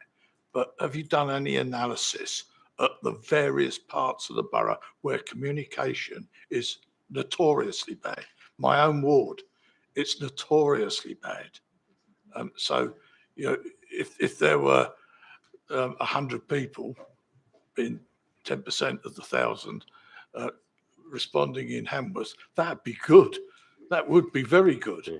But you know, it would not be anything like the 10,000 people, adults, that actually live there, and that's the kind of percentage of the people we're not touching, and that's why, you know, it's very easy to take a big number and then say this is this is the percentage, but we really do need much more analysis, because no two wards are the same, and there are some wards that really need a totally different approach to others. Yes, so agree. And what we do know is we couldn't tell you an exact breakdown of that 1,300 people where they were, but where we did have data, particularly through the online survey and then conversations various teams were having, whether it's Celia's team or the engagement team, halfway through the engagement exercise, we did a bit of a mapping exercise to see what wards were well represented, what wards weren't that well representative, and where ones stood out as having relatively low numbers, those were targeted with engagement activity to try and boost those numbers. So it's not an exact science, and we don't have perfect figures, but that was something we were very aware of and did try to adjust. And I think we would feel relatively confident that we've got a decent number across all the 22 wards. Thank you, Councillor Foote. Councillor Dunn, please. Thank you, Councillor Catherine Dunn, Deputy Leader. Just to add to what Ben said there, I mean, I think there really is a role for ward councillors, in particularly when we've got such an important consultation as this one. And I know that a lot of ward councillors did get involved with this one, and we provided you with the packs of postcards and things to be able to get those out, because you know your wards, so you know which are the areas where perhaps you get less engagement than normal, and you can target those yourself. So I think we benefited from that involvement of ward councillors as well, but I think there's more we can do there in future. Thank you, Councillor. Councillor Perisotto, please.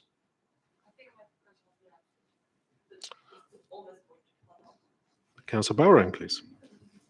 I appreciate comprehensive and very nuanced answer in respect to 8-9 characteristics. So it's not that you can answer that question in terms of any one group. So if you were talking about gender issues, then you might be looking at specifically health issues, might be an area where or domestic violence might be something that I would argue that we're doing quite well, because we have good investment in that area, and we have a very good sense of what the challenges are facing women.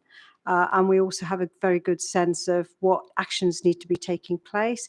And we're on the ground as well as having a strategic oversight over it. So it does depend on which is the group that we're talking about in relation to the, how well do we address it. So in terms of ethnic minority, we've got quite a lot of work around youth offending. We've got quite a lot of work around unemployment as well, with the youth guarantee work that's going on. So school exclusions is a big piece of work that Stephen Forbes' team are doing.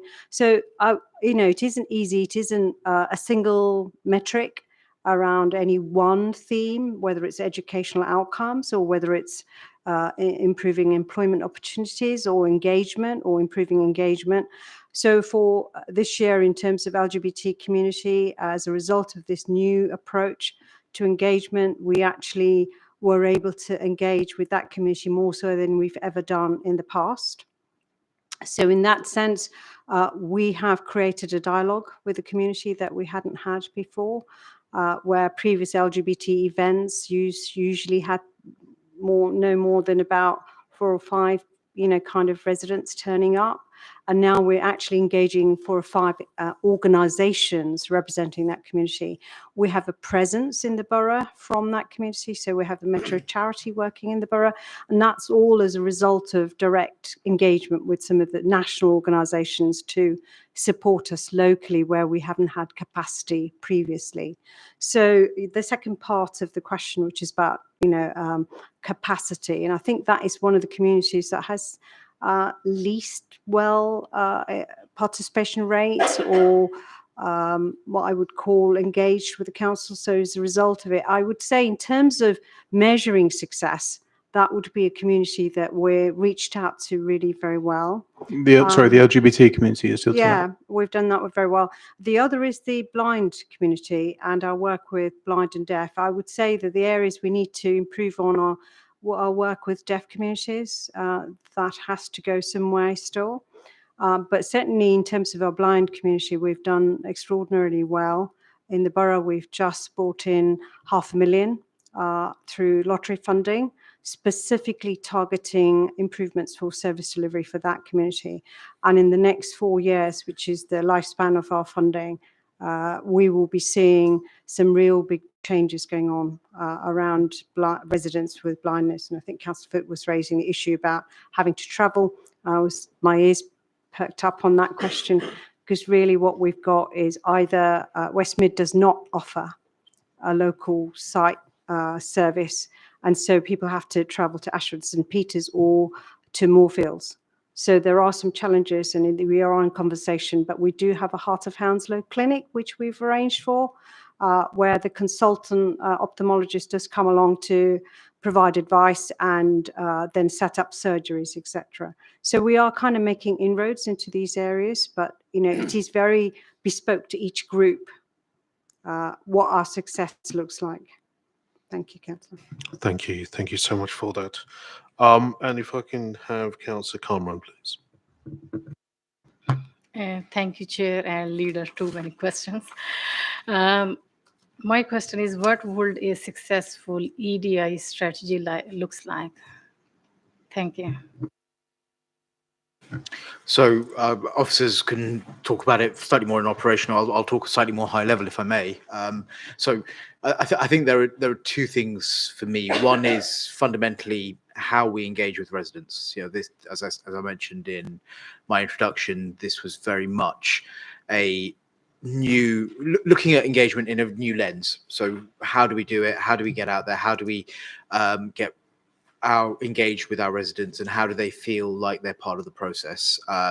And they'll be learning from that we'll take out. So you would have heard in my introduction, there are lessons learned that we've already learned, and there'll no doubt be more. This is not a stop process. This is a continual improvement process that we've got to go. For me, about the sort of substantive, I come back to that point around what we saw during the pandemic was that our ethnic groups often were very hard to reach and did not engage with the council, did not feel comfortable, or there were other barriers. So actually showing one, that the council can work in partnership across the voluntary sector, across the partner organisations, and act as a sort of centre point for all of those conversations to happen, I think is really important. And then be responsive to the way residents respond to their concerns, and how then we can use that to inform how we design services. So it's not about the officers on this side of the table saying we think residents want this. It's about saying, yeah, we have an idea of what's worked in the past, let's put it to residents. Maybe we need to be agile and change our approach to this, and have slightly different conversation, and see whether that wields better results. I don't know whether I've gone off piece there, or whether you want to add anything, Elliot.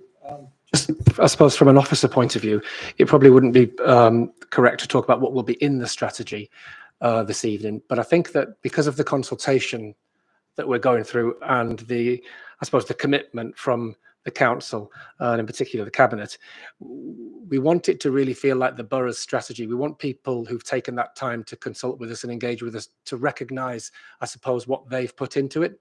So the document and the strategy is familiar to them, and it feels like Hounslow. You know, lots of places have EDI strategies. You know, I've read several over the last few months, and you might not know where they're talking about, but actually we really do want people to recognise this document, feel it's their document, not just the council's, and can really see their challenges and their aspirations sort of delivered through it. So it needs to be, I think it does need to be aspirational, inspirational, but achievable. The detail will come out of the analysing the consultation, but it's really got to be feel like people have inputted into it. Thank you for that. Thank you. Councillor Perisotto, please. Thank you, everyone. Also, thank you so much for using the term seldom heard rather than hard to reach community. Thank you for that question, Councillor Perisotto. So for us, looking at the 1,300 returns we've had and the engagement we did, the hardest group we struggled with was the deaf community. And they've really, I don't know how well this is known, but deaf communities also struggle with the written language, not just the hearing. So it can't be assumed that because we've got it on offer online, then deaf communities can automatically go online, and that isn't the case. So because they've not really grown or had the journey with language, and therefore they often are unable to actually engage in the written language. So as a result of it, the online system doesn't really offer them an option, nor does the postcard, and nor does, you know, the standard workshops that we run, co-hosting at events, unless they're actually at the event. So it has to be very targeted with that community. So we are holding a series of workshops just with our deaf community. And again, you know, it's dependent on BSL, and they take 6 weeks to even get an online person to come along, etc. So there are some structural barriers around us engaging with our deaf community. There are a few things that we have to look at as a council, is how do we communicate with our deaf communities, and what is the technology that we need to kind of look at to support us with that. At the moment, it's still BSL, but the apps are improving, and we really just need to identify, and we're stuck a little bit with the GDPR business, where we can't work out, we can't really connect to each and every single deaf person. Unlike the blind community, we do have a register where we know who our blind residents are. And if they register, then they get with it a series of benefits. We engage with them differently.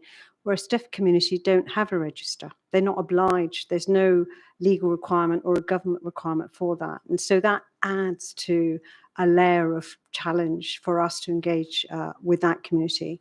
But at the moment, we're going with what we can, which is workshops with the BSL interpreter, and making sure that their voice is heard, that in our disability part of the strategy, that we will make sure that we've identified the key challenges that they want to see changed and improved, etc. So that will be there.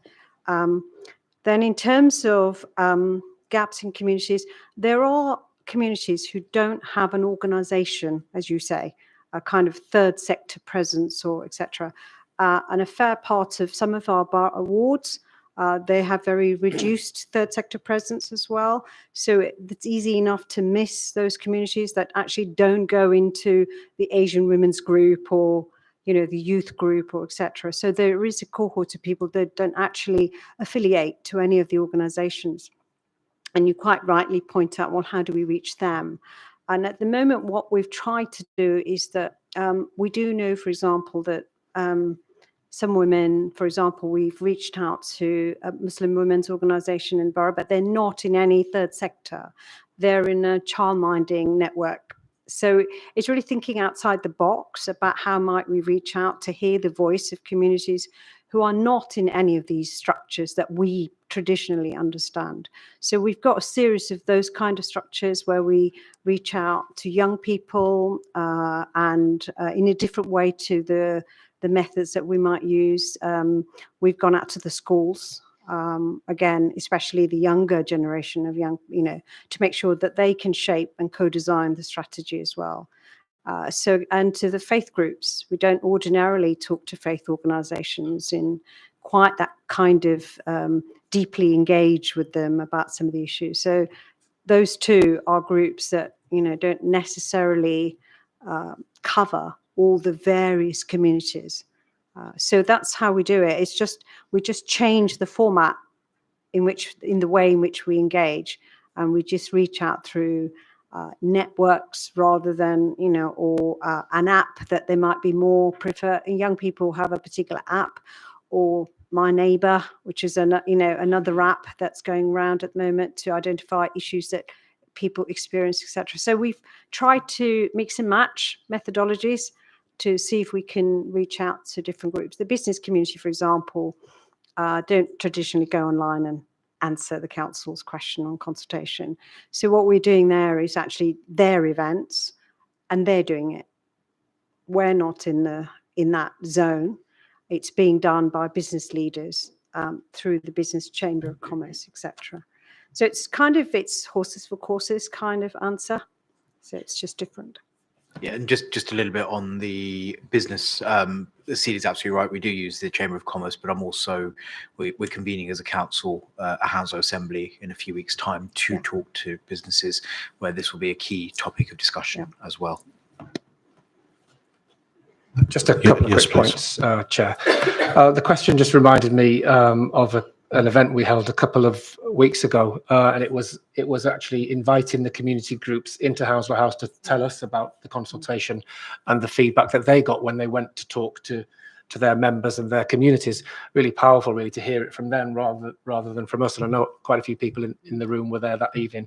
But one of the comments that we got from the community groups that evening was some of those smaller groups out there could do with more, I suppose, networking opportunities amongst themselves, perhaps created by the council, but not run by the council. So just create the spaces really for those smaller groups to come together, share some of their experiences, but have access to us when needed. So that was some really strong feedback that we heard, and how they can sort of, I suppose, have a larger voice, perhaps speaking to each other first and then speaking up. So that was the first point. And then secondly, just building on what Celia said in terms of trying to get out there in the community more. Obviously, you'll all be aware and will have worked hopefully with your new community development team. So we have Thomas Allen and the team who've worked particularly with area forums and community ward walks over the last several months. But actually part of their work when there isn't an area forum or there isn't a ward walk is actually just to be out there in and around the community, having conversations with community groups, having conversations with residents, and seeing what is out there in the community that we don't even know about. We know that we've got sort of over 800 voluntary sector organizations. We don't actually know how many community groups there are that we don't even know about. So part of that team's work is to really get a handle on what's going on out there.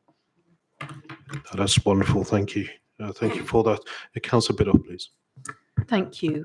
A couple of quick points picking up on what's been said, and then a substantial point about the overall strategy. One of the things Councillor Dunn was about the distribution of the postcards or whatever. Did we take them into our housing estates and particularly our sheltered accommodation? Did it get delivered to them? Because if not, is it too late to do that? Because obviously the sheltered accommodation is a protected group in principle. So I do know the answer. You do. Thank you, Councillor Bidoff. So yes, we did take them to housing estates.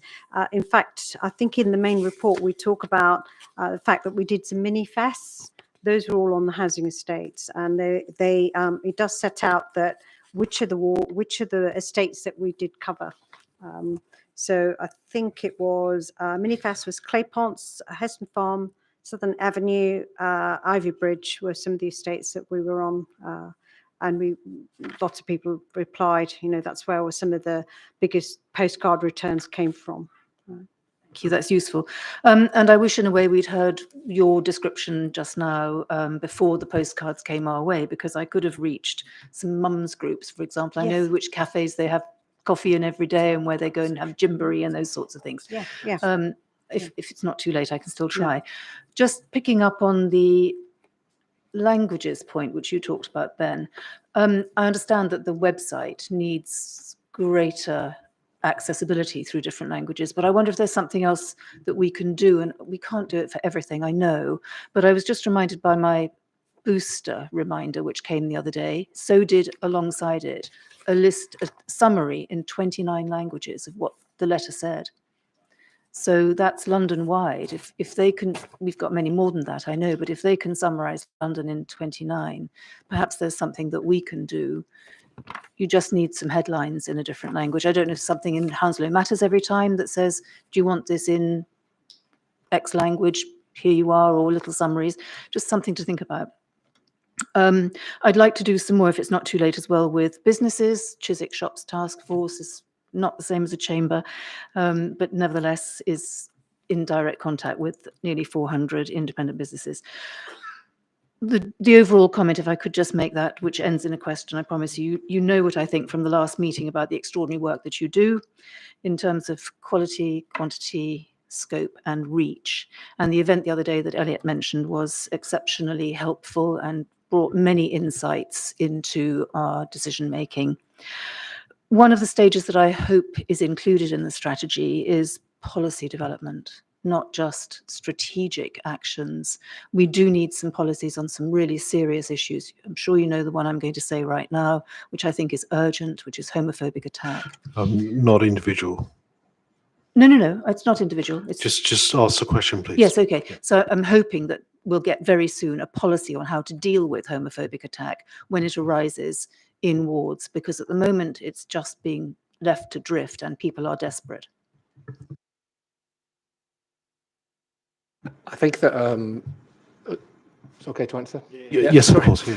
I think that any of the actions or the work that comes out of the consultation and makes its way into the strategy that requires new policy or reinforcement of policy, that would go through the normal arrangements for doing that. With specifically regards to the attacks, the homophobic attacks, the council does have an approach in terms of managing hate crime, which obviously that is part of, which probably isn't the time to go into it tonight. And, you know, we've had discussions, but I can reassure you that there are processes and policies in place about how we do deal with hate crime. Not specifically, there isn't a policy around homophobic attacks, no, but there is a policy and an approach to managing hate crime. Can I just say that it needs more work because it's not working in the cases that I've got to deal with?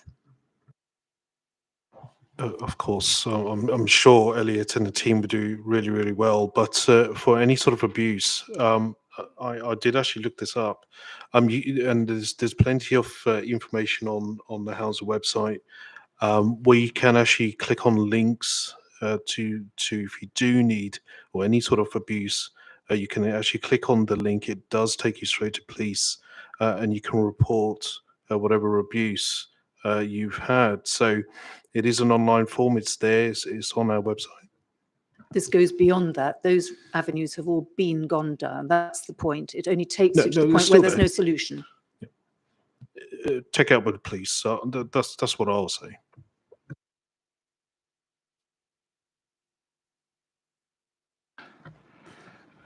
Yeah, sorry, go on. You know, when we look at numbers and we look at various groups and, you know, these groups, this group and these, and we apply numbers to them. Do we ever actually apply the number that 60% of the population of Hounslow are Anglos? But a large proportion of them never come out of their houses. They don't mix. And that's the problem. That, you know, this is the problem I have in Hamworth. There are 3 organisations in Hamworth. All 3 are church organisations. They have their population they talk to, but they don't talk to anybody outside of that population. So we got, you know, the people that I'm really concerned about are the ones that are there still in their houses. They don't come out. We don't touch them. These are, you know, they're not in a group. They're not. I mean, all right, some of them might be Irish, but most of them are English, and so they don't appear in any other group that they can lock into, and this is the population I have in Hamworth that is being ignored. The other factor is you read out, Celia, the council estates or the estates that we went on to. The largest estate in Hamworth is Butts Farm, but it's not a Hounslow council estate. It's an estate that was originally set up by Richmond and then fed off to a housing association, and so it never gets picked up on. And it's the largest estate, one of the largest estates in the borough, but it never gets picked up on when we start looking at investigating what's happening with people on that estate. And it's been like it since I was a child. You know, when I grew up, I didn't grow up on Butts Farm, but I grew up as a neighbour of Butts Farm, and many of my friends lived there. But, you know, it was exactly the same then as it is now. Nothing's changing, nothing's improving. So if I may Yeah, start please. just on the first part of your point, and I'll let colleagues sort of address it and build on it. I think you're right. You know, we can't shy away from the fact that a large proportion of our borough doesn't engage with us, and we need to understand that. And that's the seldom engaged cohort that we're sort of talking about. I think it's important to acknowledge that they exist. I think that's the first thing that we need to acknowledge, and it's not necessarily, you know, it's working across the council to try and engage them. So, you know, if I think about it at the moment, what is the biggest thing facing all of our residents, whatever their background? It's the cost of living. So you'll see through the cost of living marketplaces that we're running, we're going door to door, trying to advertise that, get people out, so that they can get advice on their situation. Good. I'm glad to hear that. But that's an opportunity for us to then also engage with them on some of this work and some of the other work that we're doing. So it's not looking at it in isolation. And I think that's where the shift is happening. And, you know, Rome wasn't built in a day. This will take some time, and it's about showing residents that we are willing to engage on their terms, and helping them to build confidence. I don't know the specifics of the Butts Farm estate, although I know where it is. Thank you. I don't know whether you want to add anything to that. Go on, Mandy. So just, oh my gosh. So just a couple of things. I think the point about we want to hear from everybody. And it's been a fantastic experience to do this engagement in this way, as leaders described. It's really sort of galvanised the council to think about engagement. We have to produce a strategy. We want to produce a strategy. We want to have those action plans to get some stuff delivered. Some of it will be short term. As the leaders indicated, we've got to be pretty bold with some of this stuff, and it's going to take a long time dealing with systematic and structural issues in the borough. But it won't stop. The engagement won't stop. And I'm really keen to hear from all councillors about how we can best engage with residents in your ward more generally. This will be a very dynamic piece of work. So there will be an annual action plan, as Elliot indicated earlier. And then there'll be a second year and a third year and a fourth year, and it will go on, because this has to be work that is pursued for a long time. But the wider engagement piece is really important. So again, we'll be coming to a conversation with members soon about how can we really get under the skin of that. And it may well be in some wards that is about cost of living marketplace. And then we'll keep having those conversations and use those sort of arrangements to talk to residents about other things as well. But I want to assure you that this is about hearing from all residents. Thank you, Mandy. I just want to just sort of, clearly there's a lot of passion in the room for this topic. It is early stages in this strategy, and I'm sure there'll be a lot more updates that certainly we can do, reviewing scrutiny over the years. So I do want to sort of just move this on to our next agenda now. I do need to say thank you all for being here, all the cabinet member, leader as well as all the officers. We are sort of moving to the agenda item number 6. You're more than welcome, obviously, to stay. If you don't want to stay, you can certainly leave. And again, thank you so much for being here. Chair, thank you very much. And it's really good to see Taru back in her place as well. Congratulations to you, Taru.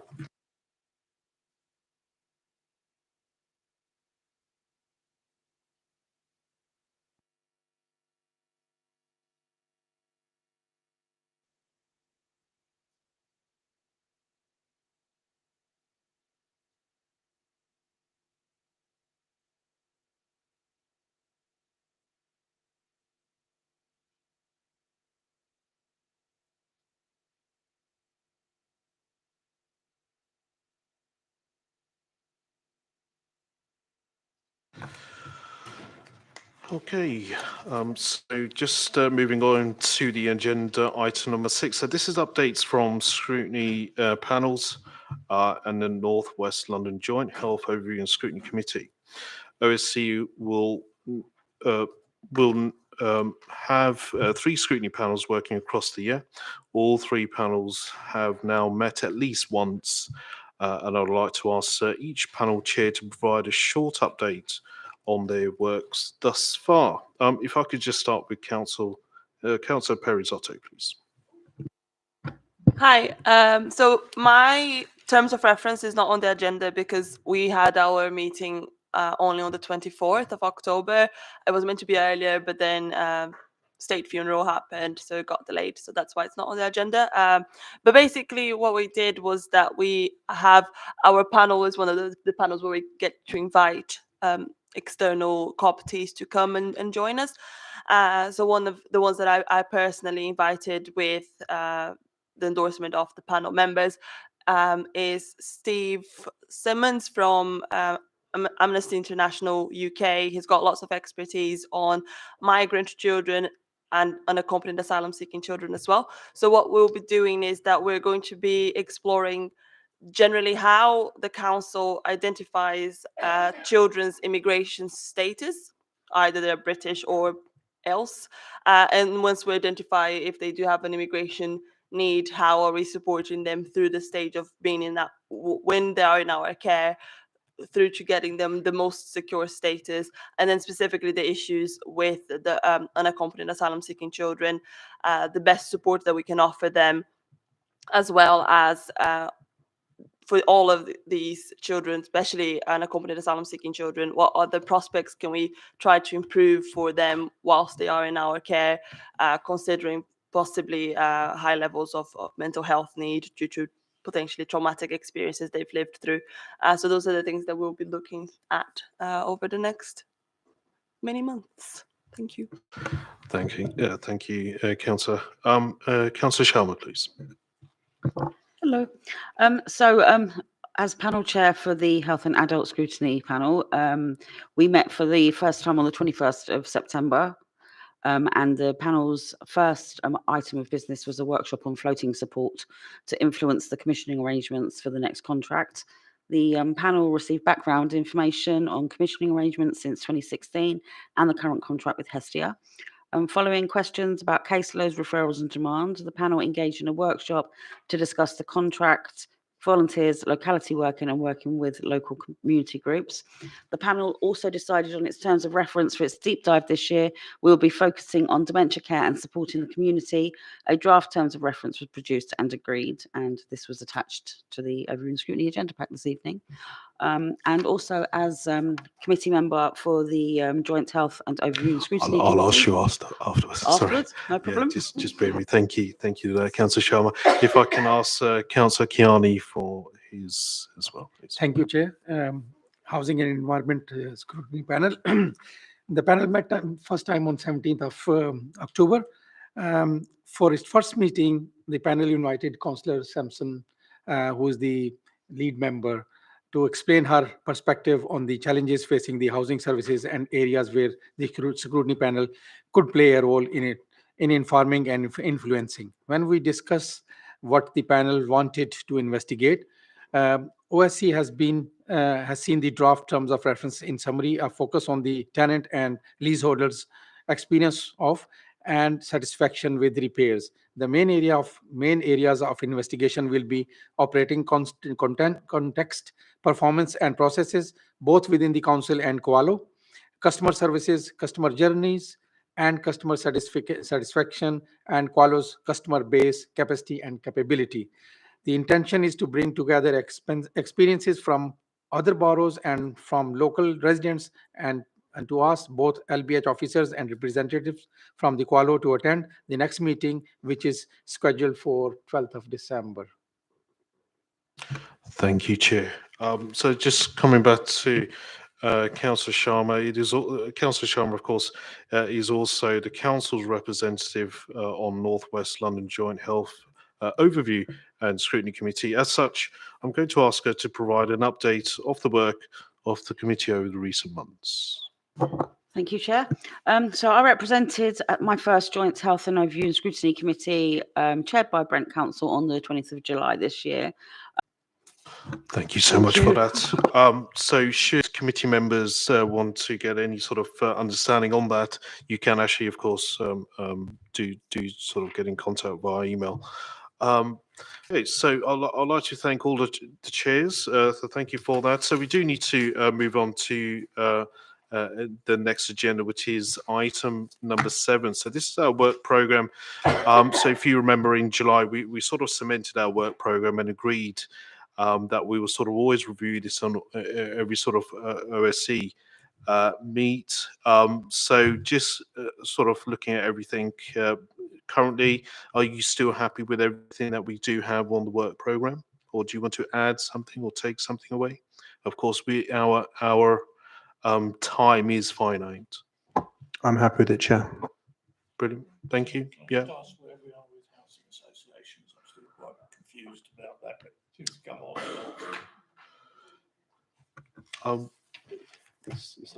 Do you want to? Or? Well, I thought it was on, then it seemed to come off. It was a suggestion. Yeah, sorry. It's housing associations. When we did our original statement, it was on, then it came off. Then we put it back on again, and it's come off again. So I'm not quite sure where we're at. I would like it on there. I mean, you heard my comments earlier that the largest estate in Hamworth is a housing association. And if we add them up over the borough, there's an awful lot of them, and we have an awful lot of problems with them. Can I Yeah, support that sorry. point? We had a very big discussion about it in the work programming session, and we've all got problems with various housing associations, and I think it does need to be looked at, even if what we do is a shallow look at it and say it needs to be looked at in detail in a panel or an extra panel, because it's a significant problem, certainly in my ward. No, thank you both, councillors. I will certainly take this back. I'm not going to make a decision tonight on this, but certainly we'll work around the work program to try and fit it in. Is that okay? Yeah, thank you. Chair, we were also going to go and visit Hanworth. I don't know if that's still visit your ward to experience, because every time you raise really worrying aspects about an abandoned part of the borough, and I think we as Scrutiny should have a look. Again, we'll factor that in if we're able to. Okay, so just moving on to agenda item number 8, sort of any other business or urgent business. There's nothing here. Anybody else? No, thank you. Just moving on to the last agenda, item number 9, and the next meeting currently will be sort of mid-February 2023. But look, I just want to thank everybody here tonight for coming, everybody at home who is watching, and public as well for this. But yes, do see you in February 2023. Thank you.